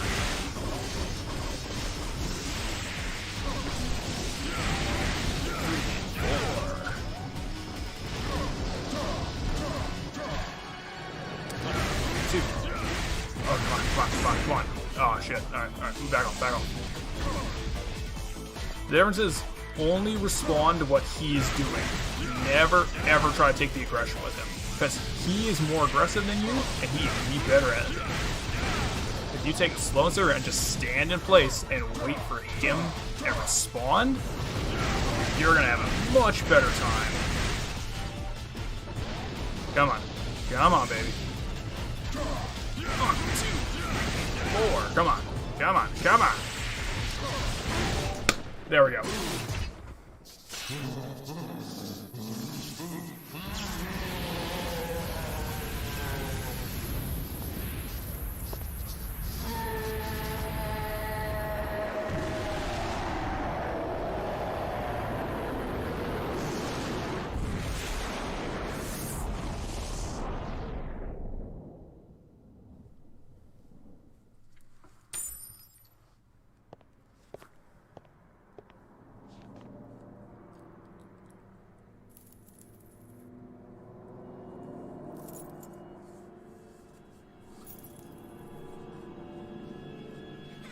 Virgil, Dante, happy birthday. Wow!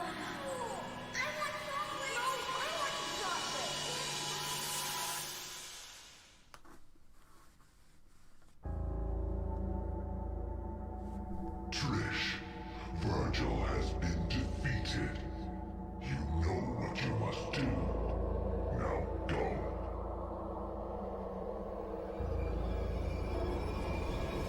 Yes, Master.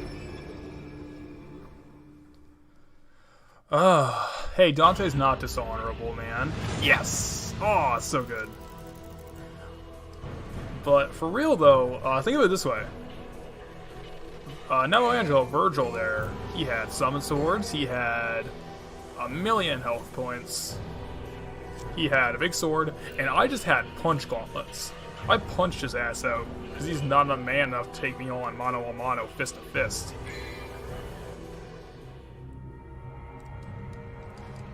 And we have another mission in a row with a boss fight. No, let's keep what we have right now.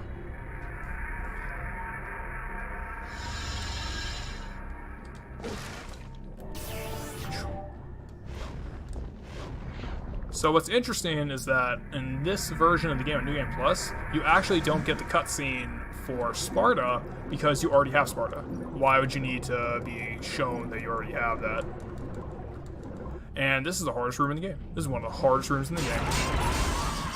And that could not have gone any better. There we go, baby.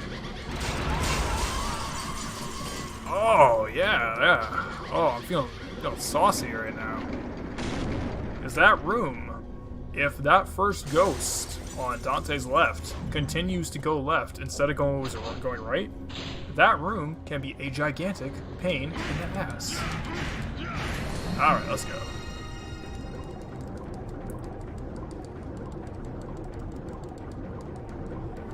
Okay, just gonna rise to the top here. And I made the wrong call. Oh no. Oh well, it's right here. Yay!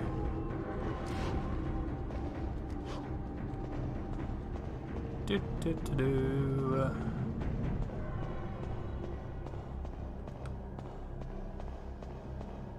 Hey man, hey. Trish is hot. Just like, that's all I gotta say, man. It's like that feel when no blonde, leather-clad mommy GF. Why even live? Why even live? But yeah, the Philosopher's Stone. Okay, here we go. Mommy, no. Like, Dante literally does that at one point. He's got issues, man.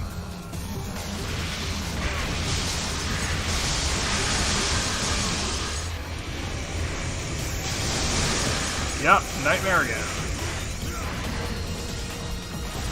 Nightmare you will fight 3 times.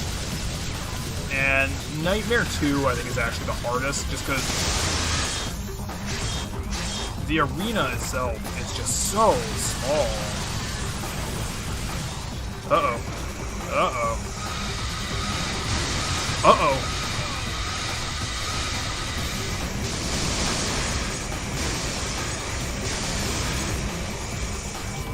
So this is going poorly. Oh well. Yeah, so the biggest problem with Nightmare is that if you get hit by that one... There we go. If you get hit by his one laser attack... Oh no. You're gonna have a bad, bad time. As you can see, it bleeds your health. Oh god, this move. Oh man.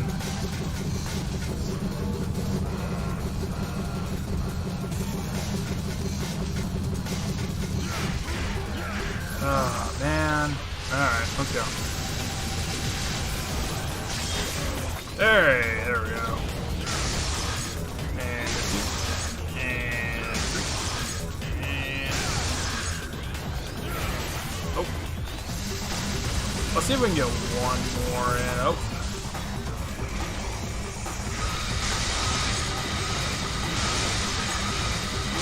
Yeah, see, this is actually why I think this is the hardest version of Nightmare, is because it's so easy to just fall in and get hit by that laser, because the way the camera works, it's not great. It's kind of cramped when you go towards the north end of the screen. Alright, so don't get hit once. Never mind. Thank you, Skull. That was very generous of you. Alright, so we're just gonna walk up to you now, buddy.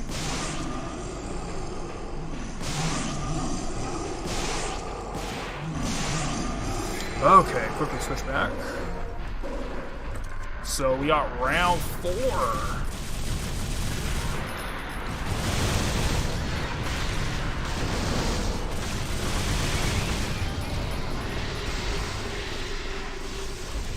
Significantly easier than round 3. He only has a limited number of moves that he had from round 1. A DMC1 remake, I think, is a disaster waiting to happen. That's just my opinion, though. Hideki Kamiya seems to disagree with me. He wants to see the first one remade. If that tweet can be taken seriously from Kamiya, he would like to see it remade. But in my opinion, this game is not only perfectly fine as is, I would actually argue that DMC 1 does things today better than does a lot of things today better than most games. Like, we'll see with the new God of War. I'll kind of make some comparisons there. I think this game does a lot of stuff better than... it does things with move use. I think not many games do as well as Devil May Cry. Like, for instance, what I mean by that, move use, terrible use of the English language there. But what I mean is every single move in Devil May Cry has a practical application. Rolling Blaze, I can do that. Inferno, I can do that. Even something that is useless as round trip has great application at the right moment. And how many other games can you say that for? Where every single move is an important part of the arsenal? Not many. I don't know, so I think a remake would ruin... There's potential to ruin a lot of what makes Devil May Cry 1 special. And you end up getting like a Castlevania Chronicles situation. And, oh lord. Oh Dave, we gotta talk about Castlevania Chronicles. We gotta talk.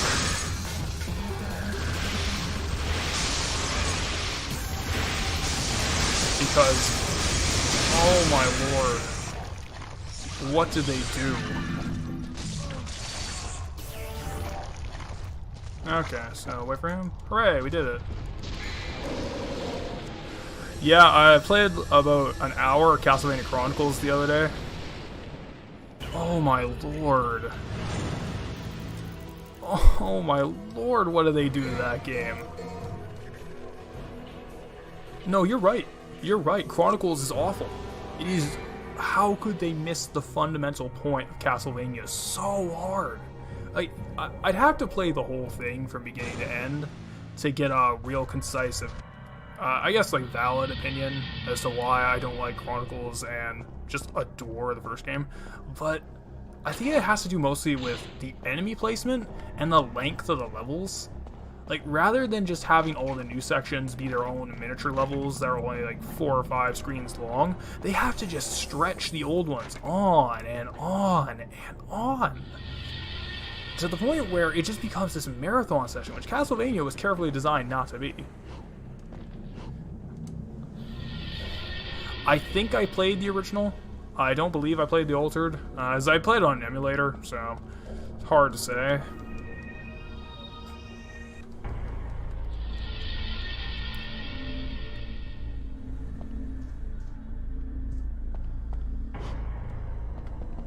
Oh, nothing down here.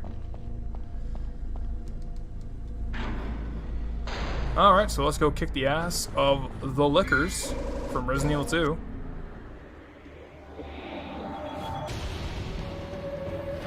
Hey, Lickers.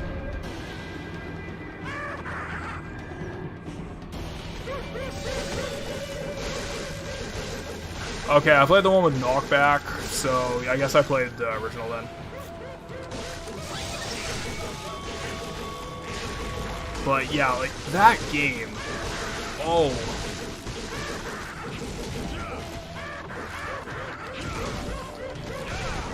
Yeah, because I didn't know there's no knockback in the remake, so... Oh no.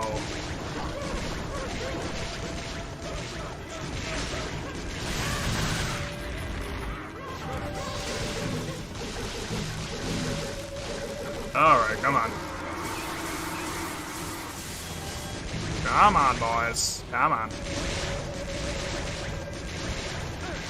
Oh yeah, the corpses can damage you.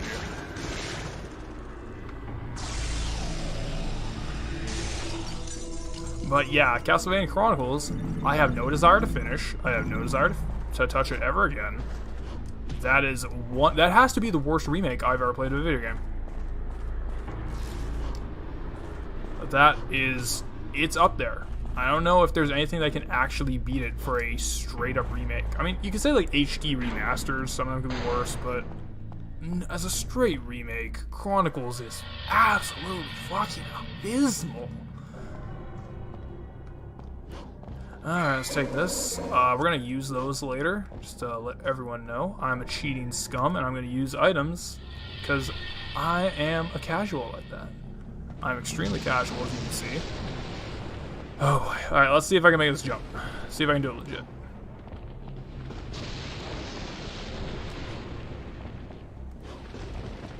Oh. Oh. One more. Hey. Hey! We did it, everyone. We did the jump legitimately. Alright. Blurp.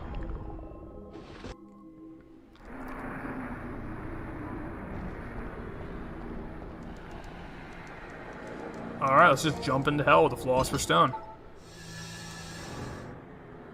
Yeah! That's an A at best, yeah. Yeah, I took some unnecessary damage there.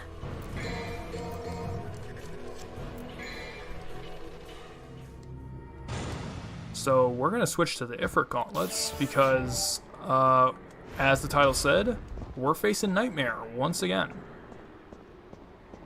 Oh, let's go.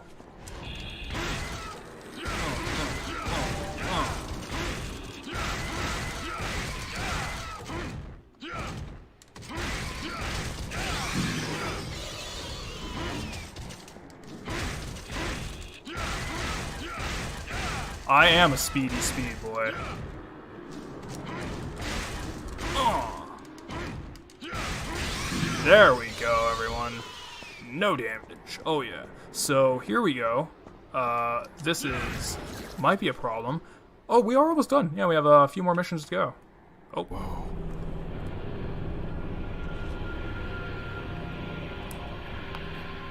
Dante! Dante! Help me! Trish!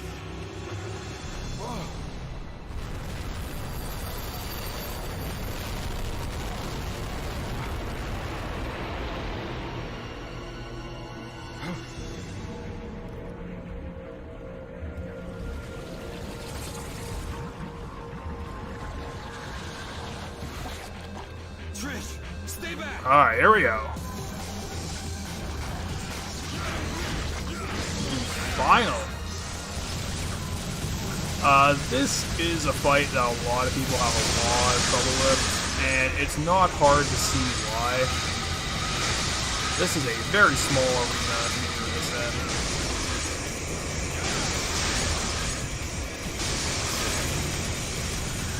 Oh, I brought back Killer Bee. Okay, that's pretty cool. I'm kind of tempted to try the Virgil DLC. Because, like, the only Devil May Cry thing I haven't even touched. And 4.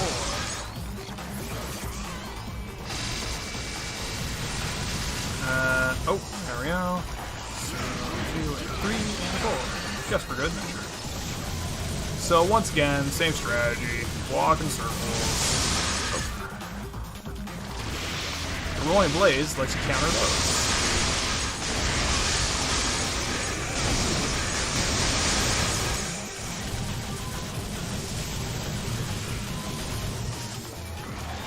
Okay, well, I'll take your word for it then, because playing that would require me playing DMC Devil May Cry again.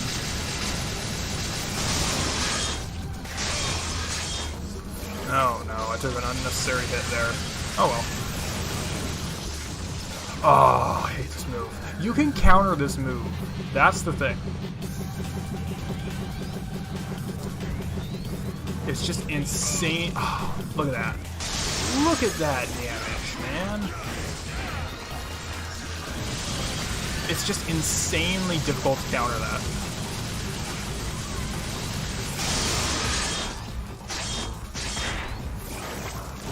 Come on.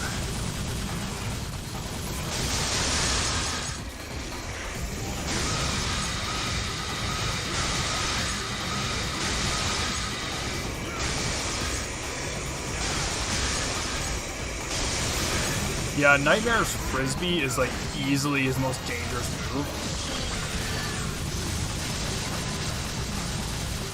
Like what did that take? Like half my health in one hit? There we go. We're just gonna let him eat me after this. So we can face off one more time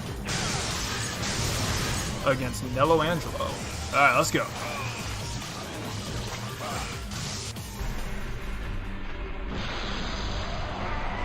Pull out the shotgun. And here we go.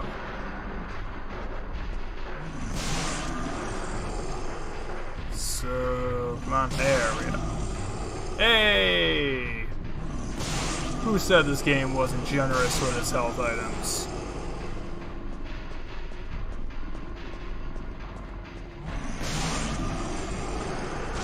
Oh. Alright, let's go, Virgil. Let's see what we can do. And forward.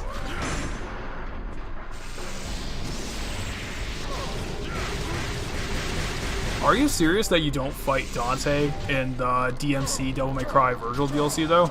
Like for real? You don't fight Dante at all? That's nonsense. Or Dante, I guess, since I don't want to kind of give that character the justification.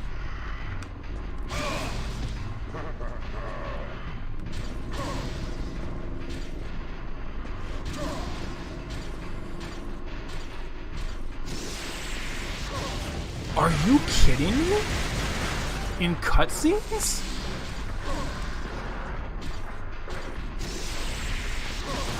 Oh my lord.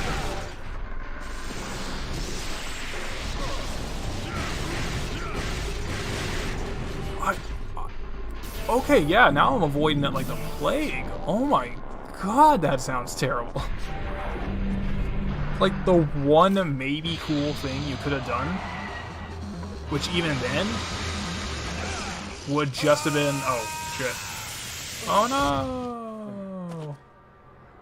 Betrayal.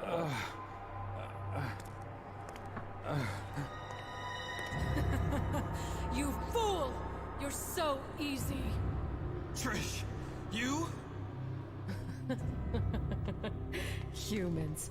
What sweets. You should know better than to trust a stranger. Your presence has become a hindrance to my master's bloody scheme. Now die!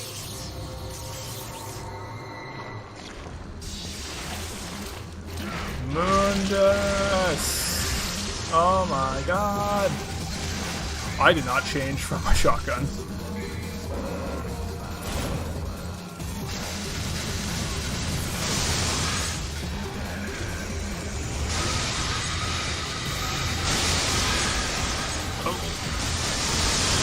And this is why people think this is the hardest fight in the game.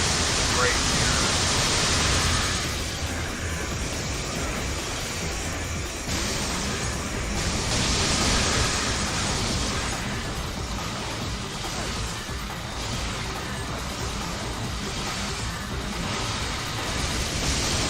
Oh my god. Okay, yeah, so as you saw clearly there, this is why it's the hardest fight for a lot of people.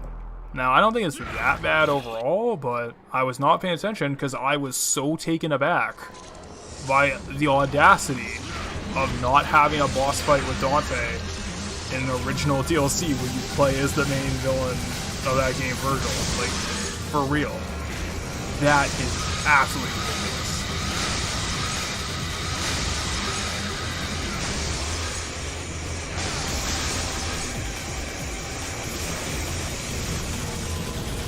The start of the fight's not too bad. As I was just kind of making bad runs at the first one, I'm pretty confident I can do a little better this time. There we go.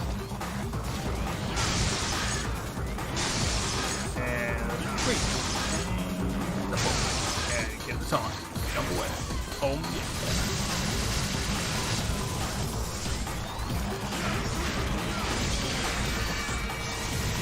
So, doing a little better. Making.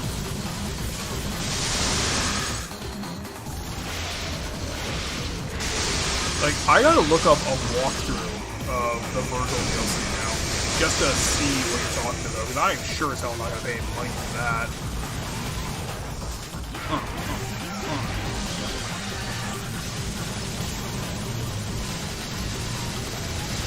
Yeah, I remember you saying there's only like 2 new enemies. I do remember you saying that. It's just like not even a Dante fight. That is if you needed more evidence, Ninja Theory didn't know what the hell they were doing at Devil May Cry. Cutscene only battles. My god, that's really low.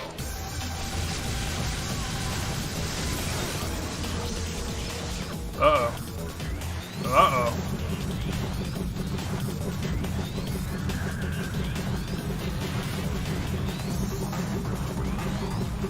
There we go. We did it, everyone.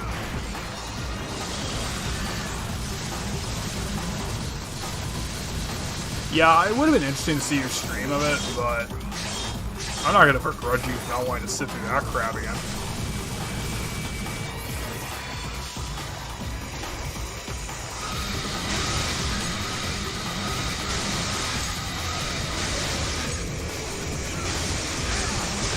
Now let's just let him eat me. Come on. You know you want it. There we go.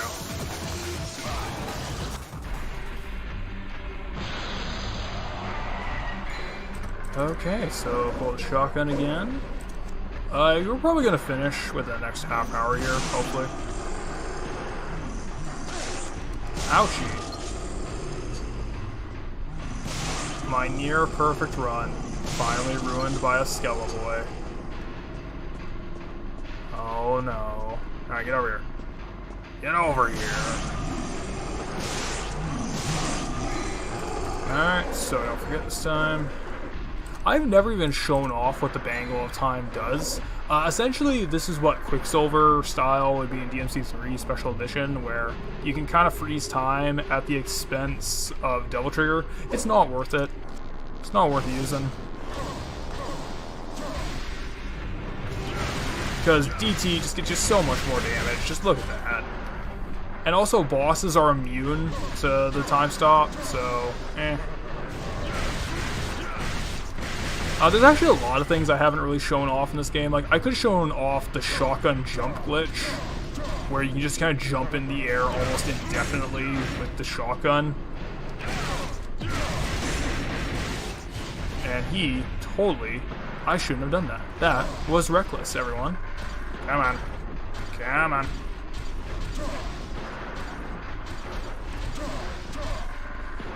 And boom, boom, boom, and boom. Alright, come on.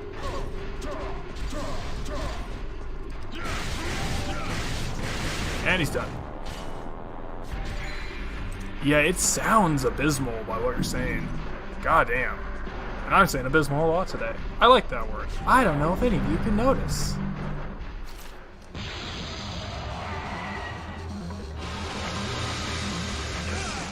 Alright, let's get this. Shazam.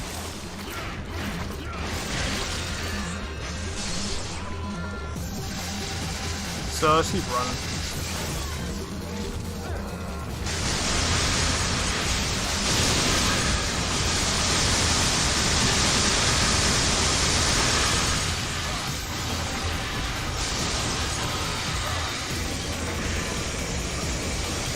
Oh, are you serious? Are you serious? I just died there? Okay. Alright, you know what it is? I'm very sorry for dying twice to a boss. It's time for cheat tactics. I'm gonna cheat. I hope you're all ready for this.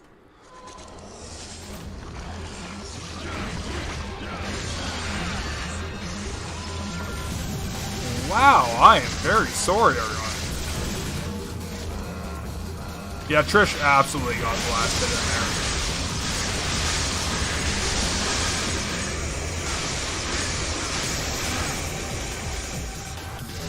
Oh boy.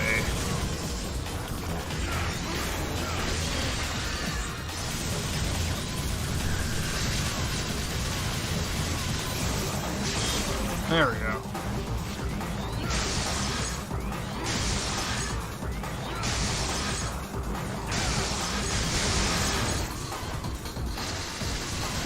Well, didn't take too long, all things considered.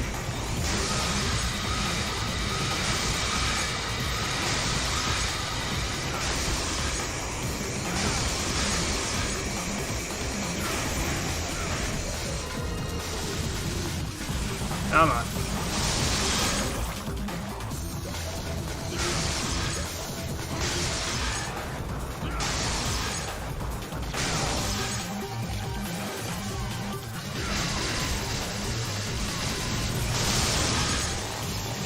Oh, God, of all things. Yeah, there we go. It is possible to get the parry on that thing. It's just very, very, very difficult. Alright, come on.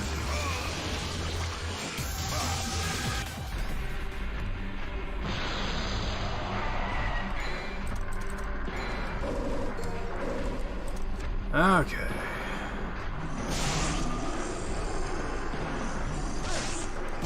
Hey, that was rude. Come on. Let's do it legit this time. Let's not make a fool of ourselves. This is like a D rank right here. I actually died a couple times, Wes. That was totally my fault. Why it went on and on. I completely screwed up.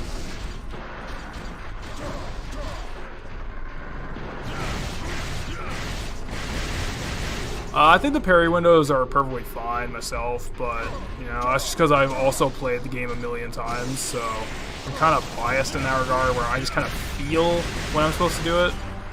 DMC5 is actually being very generous with parry windows, especially for the Royal Guard. So if parries are your thing, DMC5 looks like it is your game. Alright, come on. Oh. I don't even need DT for this last one. There we go. I think parry windows are fine as is, honestly.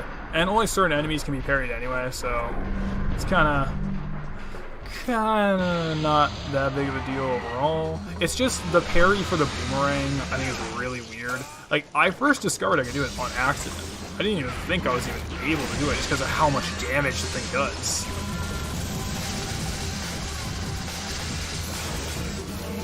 Alright.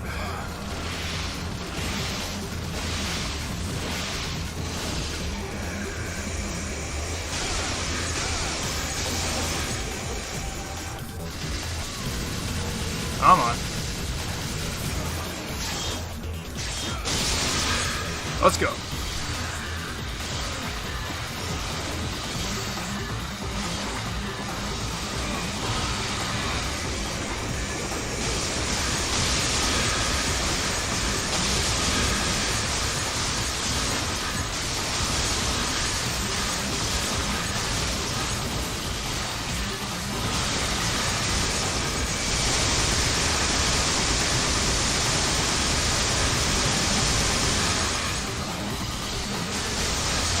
Come on.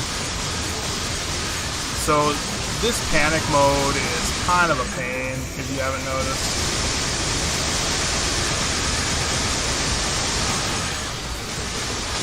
There we go.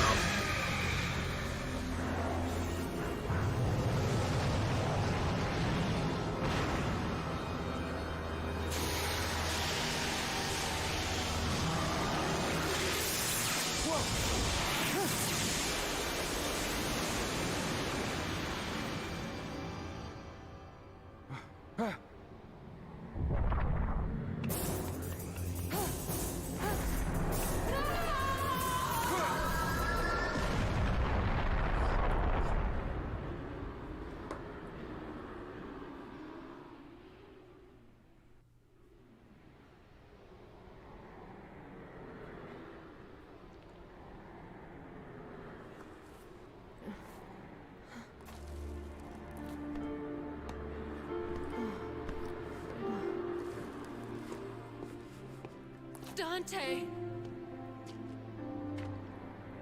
Dante, why did you save my life?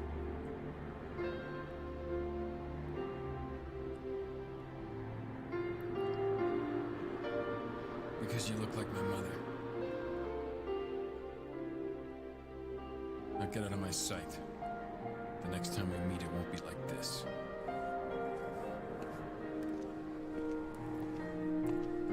Dante! Don't come any closer, you devil!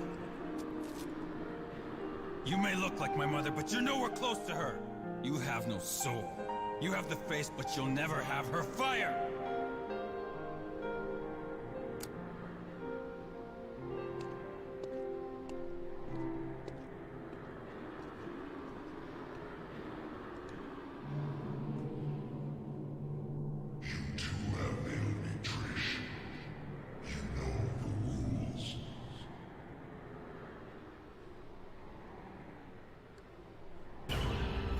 See, that's the thing. Trish is like a full demon, so she should have been able to theoretically survive that. Yep, I deserve that. That is a D. That's a D for damage taken makes you a loser. I don't even know. I'm sad. I didn't do that good. Oh well, we only got 3 missions left. We can get this done pretty quickly. So we're actually just going to go to the statue here to show what the item shop looks like, and I'm going to buy a Vital Star.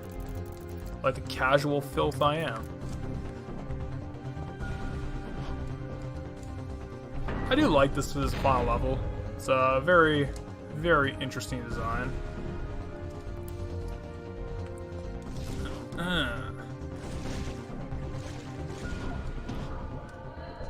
Yeah, I can give the D to Mommy GF Trish. Yeah, that's what I want to do. Like, real talk, I actually think Trish had a really nice character design. I think the concept art, her original design, is way better, but I don't know.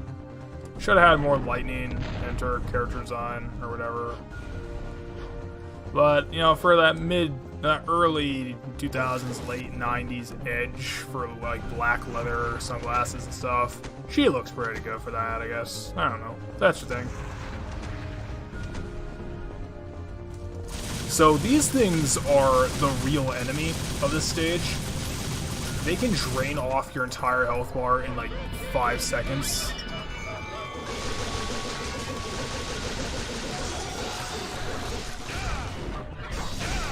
Come on. There we go.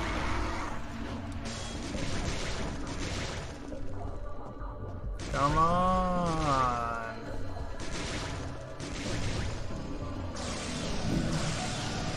Yeah, Trish's design is so good that Tomonobu Itagaki stole it when he made Rachel in Ninja Gaiden, who is basically the same character.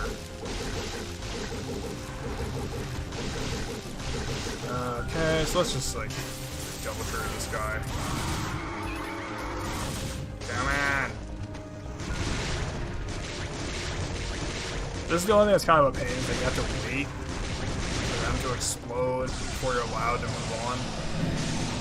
Thank you.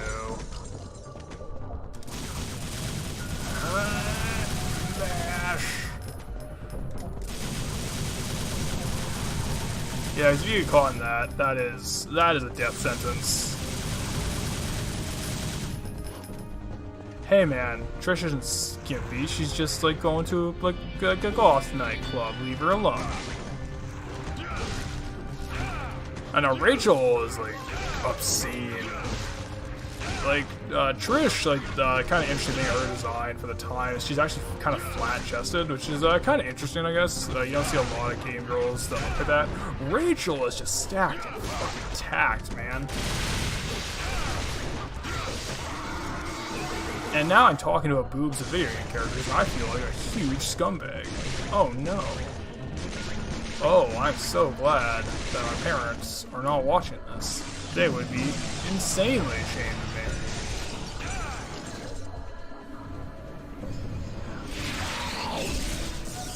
Oh.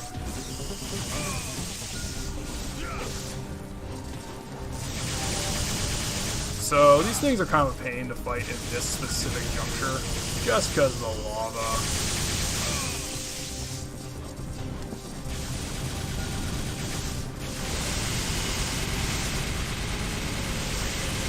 There we go.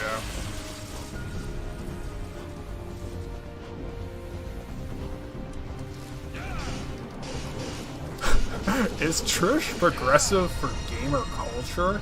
Who can say for certain? No, I guarantee, like... Trish empowers women, yep, that's, I'm gonna put that in the description of the video. You found the quote. Fantastic. But, I don't know. Just speaking of, like, gamer culture and progressivism and shit like that, one of the things I've always been so baffled about is that games journalists adore DMC Devil May Cry. The thighs empower women the most, Wes. The thighs are the most empowering, which there are real patrician's tastes, thank you very much. But one of the things that what was I even saying? One of the things that always baffled me about DMC Devil May Cry, that's a cool visual effect, but why do games journalists love DMC so much? I have never understood the adoration they have for it in comparison to the older games. Like, Dante in that game, he's a womanizer. He treats he treats the women's like shit. Kat is dependent on Virgil and Dante for everything. Like, she's not a strong, independent woman, though. And yeah, she got sexually abused, which I think for DMC is one of the most out-of-tone plot additions you ever could have had, was to add sex abuse. That is so nonsense to me. That is such nonsense to me. Why would you add something that serious to some goofy action game like Devil May Cry? That is ridiculous, man. So I'm just gonna warn everyone right now, we're gonna cheat for Mundus, because Mundus Phase 2 is the hardest fight in the game. He is such bullshit. And now I'll be quiet. Strange fate, isn't it? Strange and ironic that it will end the same way. Irony has favored you this time. Look, there.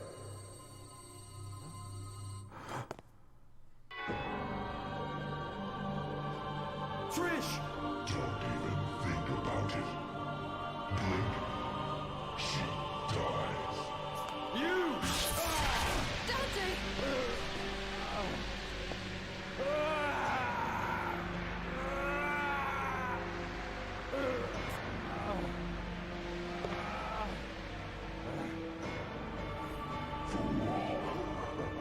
So sad that humans will always be humans.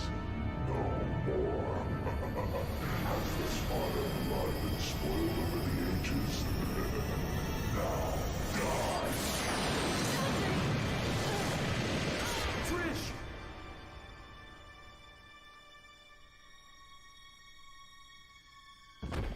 Trish! No! Useless scum. Failure is one thing, but taking an odd behavior like that...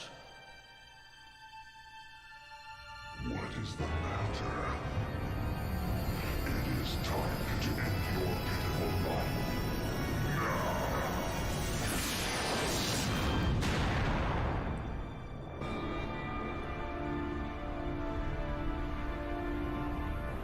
How much longer are you going to keep zapping?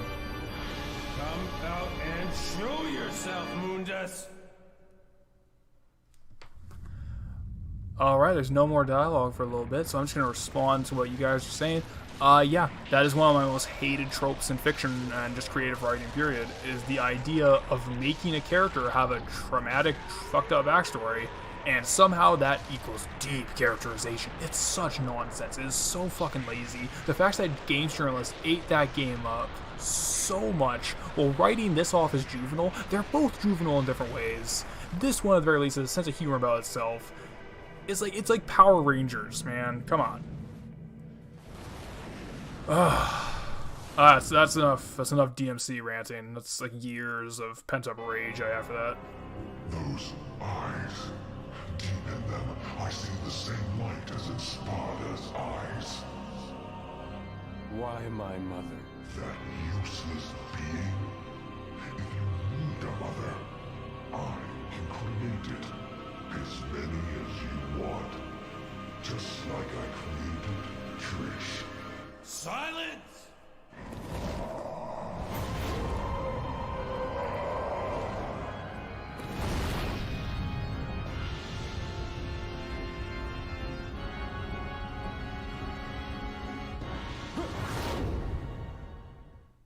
Alright, it's time for Star Fox and or Space Harrier, boys.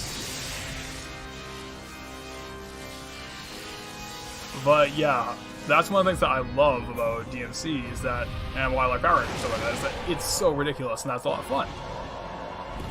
And I think it's not a coincidence that there's a lot of Power Rangers actors in Devil May Cry.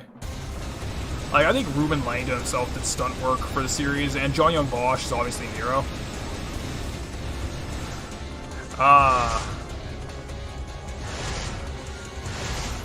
I like Space Harrier 2, it's just I grew up playing Star Fox 64, and I fucking love Star Fox 64. That game is amazing. But I think this is actually a pretty cool final fight, all things considered. This phase of it. If Mundus was just this phase, I think Mundus would be a kind of interesting change of pace. But we'll get to why. Actually, I'll just talk about right now why I... Oh, no, everyone. I made a mistake. But Mundus Phase 2 I really don't like, because it's so easy to completely screw yourself and get caught in a corner with some of the way Mundus' attacks work. He can just spam some of them together into combinations that are, if not outright impossible, highly improbable to ever reliably dodge.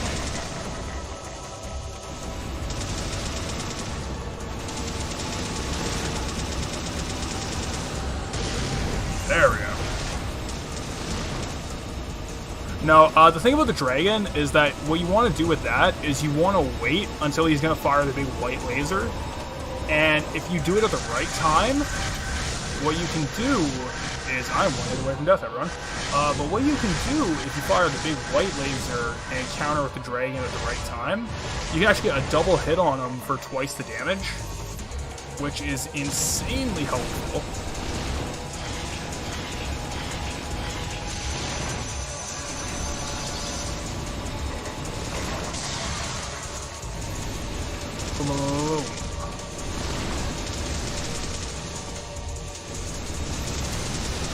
But as is, I think this is a pretty good fight.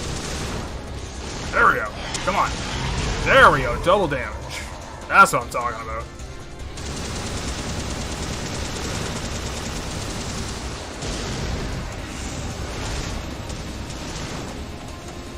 Come on.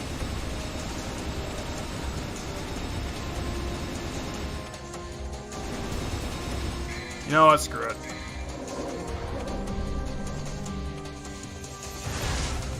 Screw it. Because I'm saying right now, I'm cheating, and we're gonna... Yeah, I'm cheating, dude. No way. I'm cheating like crazy. I probably didn't need to, since I'm not getting hit here.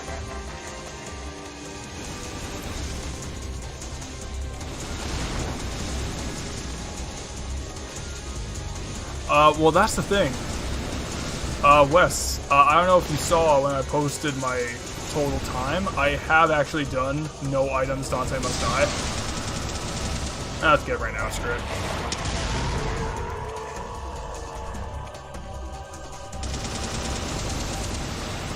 I have actually done Dante must die no items S-rank run. I have done it. I don't know if you were there to see my results, so what I'm going to do is after we kill Mundus, I will show you my results screen.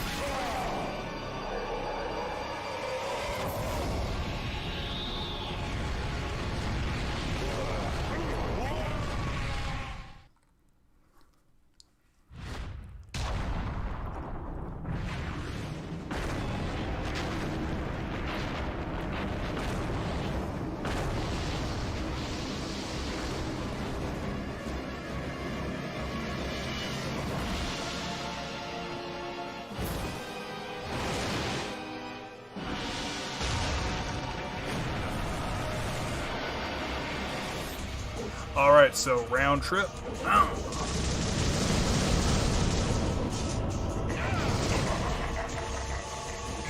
And here's where we're going to cheat, everyone.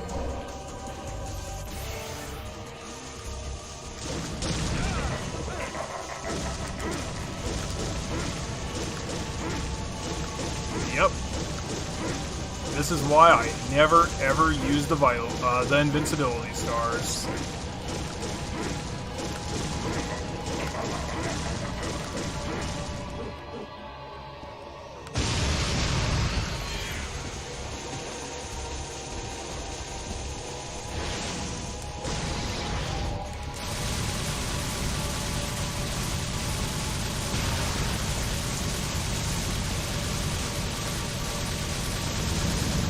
Yep. We're cheating, boys. We're cheaty boys.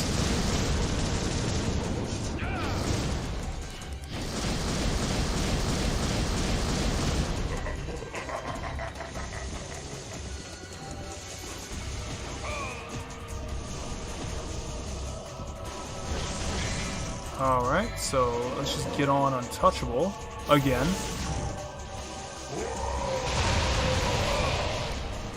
Yeah, so we cheaty boys right now. We're just gonna roll aside. Come on.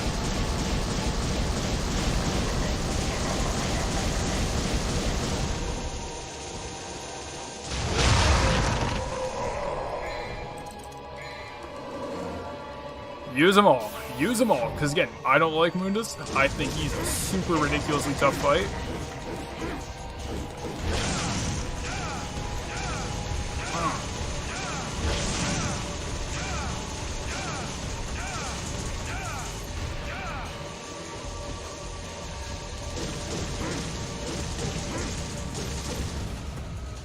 Let's do it again. We got enough. We got enough. Let's just trivialize Mundus completely. Yeah.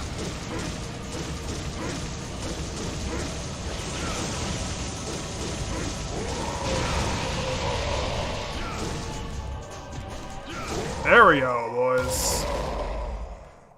Now, I hope you're all ready for emotions. For the feels, because you're gonna feel something like you've never felt before in just a second here.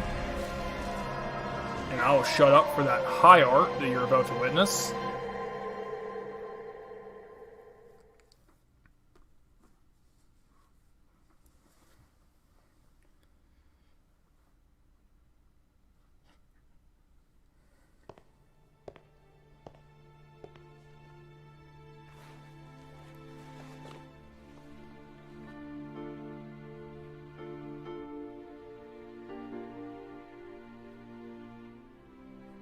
My mother risked her life for me, and now you too.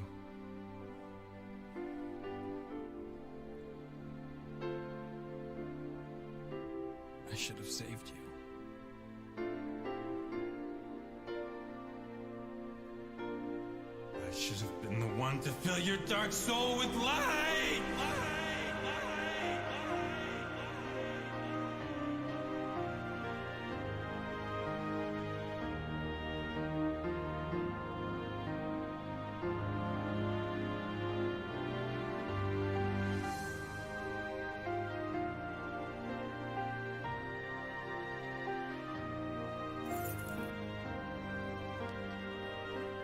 This was my mother's. Now I'm giving it to you.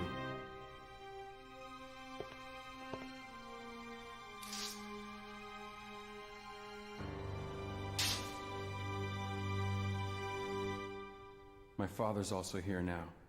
Rest in peace.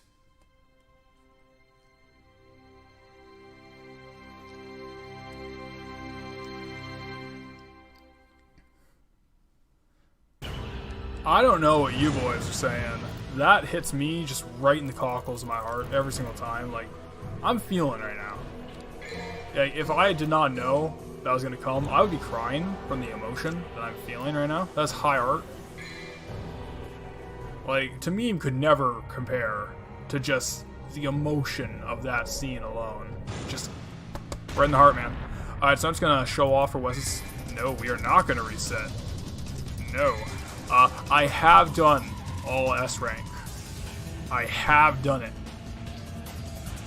So, just to have that on record. It was a huge pain in the ass. I did do it.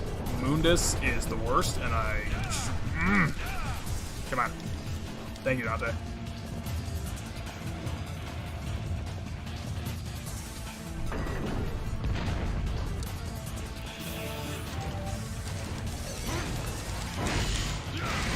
Come on.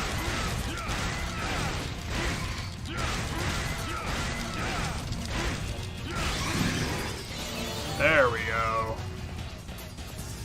So, like a Resident Evil game, we now must escape the facility before it explodes entirely.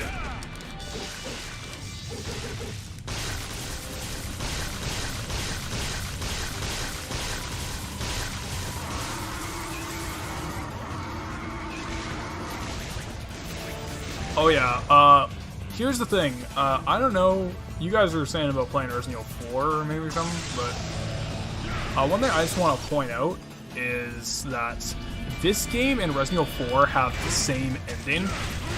It is the most baffling thing ever. We'll get to it in a second. We'll get to it in a minute. But oh, that'd be cool if there was like a demon version of self-destruct is activated. That'd be radical. But this game and RE4 have the exact same ending.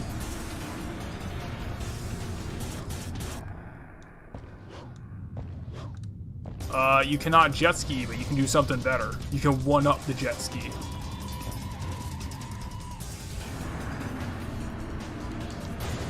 Alright, here we go.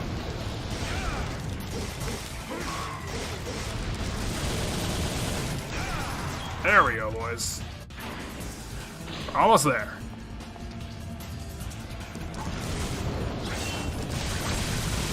Come on.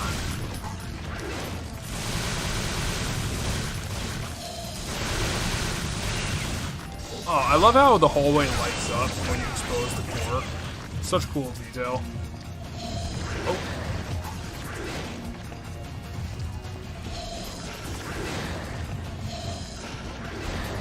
1 minute. I can get yellow orb from up there. I don't even need it, but screw it. I can show off that there is a yellow orb right there.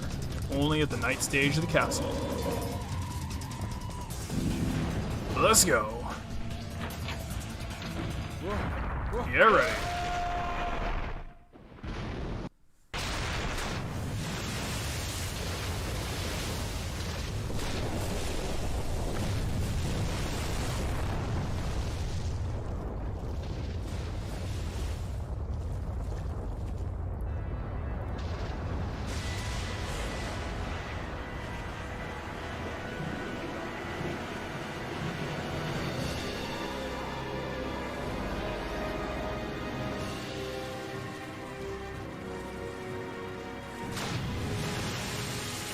Has been opened. Dante, you are not getting away. This is where you will die. I'm not going anywhere. Besides, there's no place to go. Look around. This will be your burial ground as well. Yeah, Mundus not only comes back here, but he comes back in the same fashion as William Birkin, where he is just a big mass of flesh now, crawling towards you slowly. Like it's the RE2 ending. And look at, he's got like just hands and eyeballs now as you break him away. Like this is an awesome design.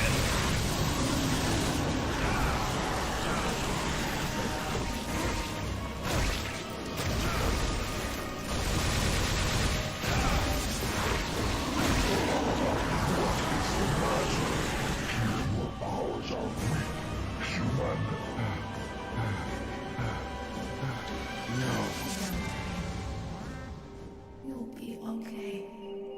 You can do it. What? Mother.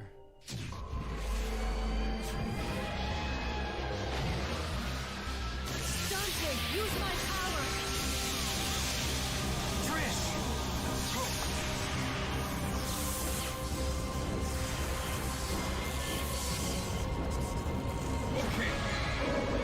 Here we go, boys.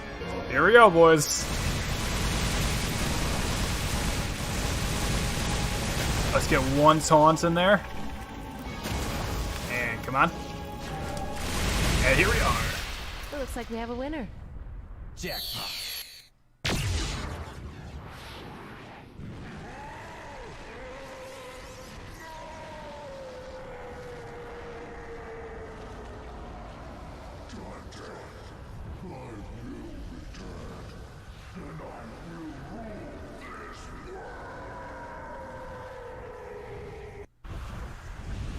Goodbye. And when you do come back, give my regards to my son, will ya?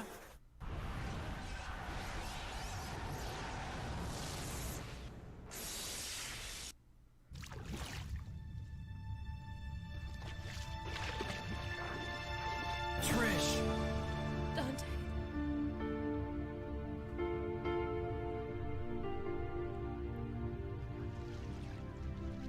Dante. Trish, devils never cry. These tears are a gift only humans have. We're too late.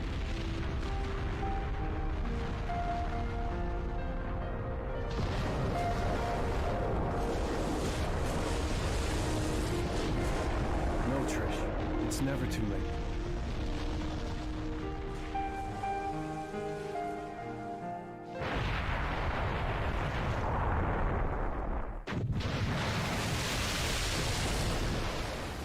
And we humans never give up. Are you ready? Yes.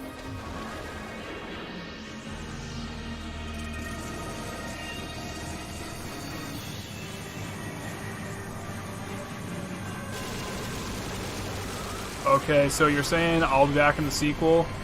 I just want to say something. Let's rock. I'm going to put money Mundus is the main villain of DMC5. Fan theory, V is Mundus. He can summon demons. He has a pet bird, which is like Griffin. V is Mundus, calling it right now. But back to the game. Yeah, this is RE4. Just replace the jet ski with this plane, and replace Leon with Dante, and replace Trish with Ashley, and replace Mundus with Sadler, who becomes a big tentacle eyeball monster, just like Mundus did there. And you have the exact same ending with the exploding island. It's crazy.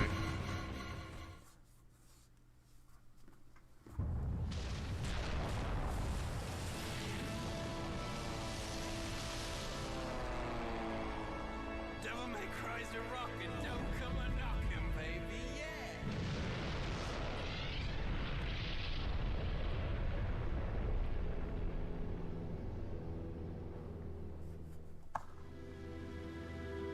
The sky. So clear. So blue. The sky is fair. It'll always be above everyone's head, no different. Like the sky. I feel like my heart is becoming clear.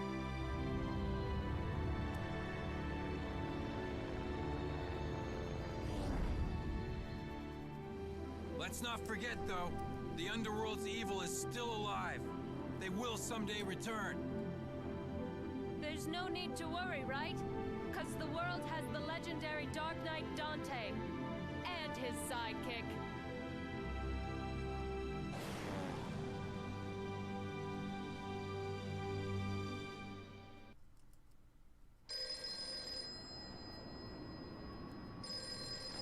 Devil never cry. Yes. I'm just gonna step in for a quick second. Okay, Wes, great. you're wrong. Trish is way hotter than Ashley. I'll take a slim figure and leather fashion sense over ballistics any day. I'm just gonna fade out again. Get it over with in 10 minutes. Can't let a single one of those suckers live. 5 minutes. More than enough. And that is Devil May Cry. So yeah, I love this game to bits.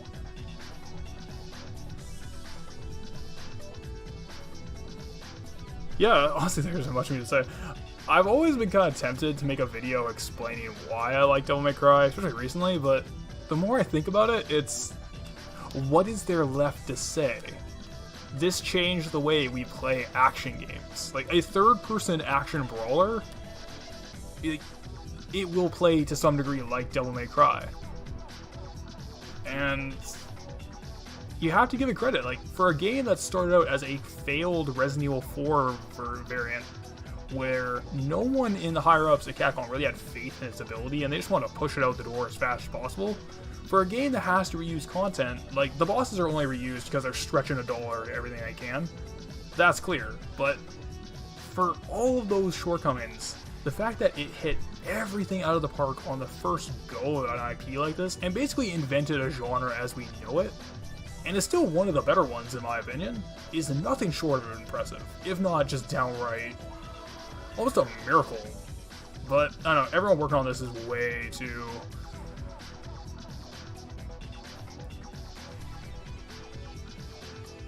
Yeah, I might be able to make that video. If there's enough people interested, I can make the video of why I think DMC has great design.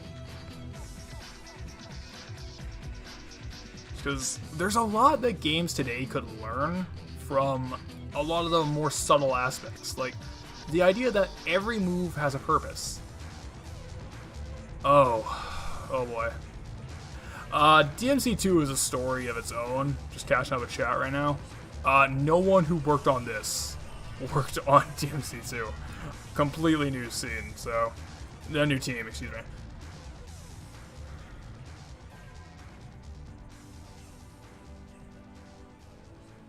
But, yeah, I've considered making a video on DMC1, just because I love this thing to bits. I don't know if it's my favorite game. It might be. It's at least in the top. It's up there. It's still my favorite Devil May Cry. Like, I will admit, 3, completely a better game. 4, better combat system. Not even gonna question that. But there's just something about the simplicity of DMC1 where there is no corner that needed to be cut. There was no unnecessary fat here. It's a very concise game from beginning to end. It's short, but it requires replays to get the full experience out of it. I've never seen a game balance difficulty as well as DMC1 does. Like, there's so much thought put into every little detail here, and I don't know, I've always been really impressed by that.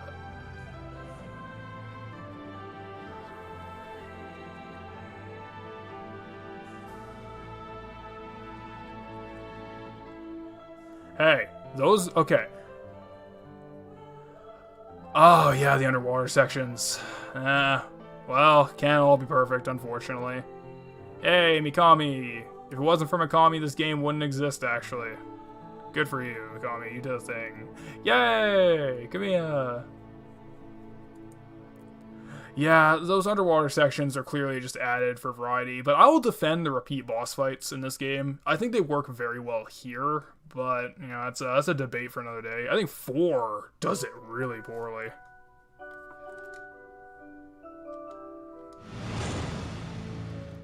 Yeah, it took a little too many hits there, but you know what? It's all good.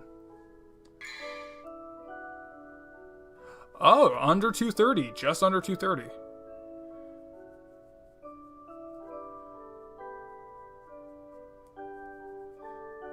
So, yeah, not bad at all. For a live playthrough with cutscenes and with all the deaths I had, I'm kind of surprised that I didn't get like 3 hours, but you know what? I'm pretty happy with that. Yeah! Oh, I hope DMC5 has a version of this for beating Dante Must Die and has like a goofy little image macro of all the in-game models like this. I love this, so good.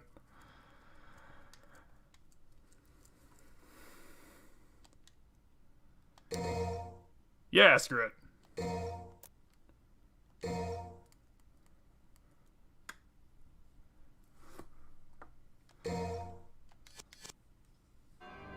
There we go, boys. And that was Devil May Cry. Absolutely fantastic game. And that's really all I gotta say on the matter. I'm glad I did it. I'm glad that you guys stuck around to watch me get my ass kicked more than I should have, but under 2.5 hours? Yeah, we did it, Reddit. We did it.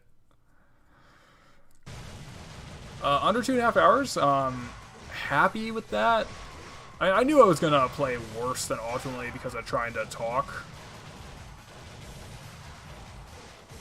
You get Legendary Dark Knight with like the Super Dante costume for kind of going for Sparta mode. That's about it for bonuses.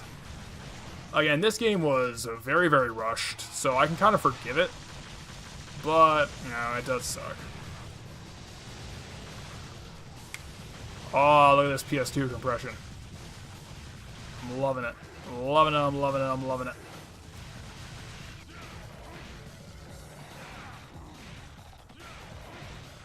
Yeah, so that is Devil May Cry, everyone. We're going to call it here tonight. I am very glad that you all stopped by, and I will see you all later.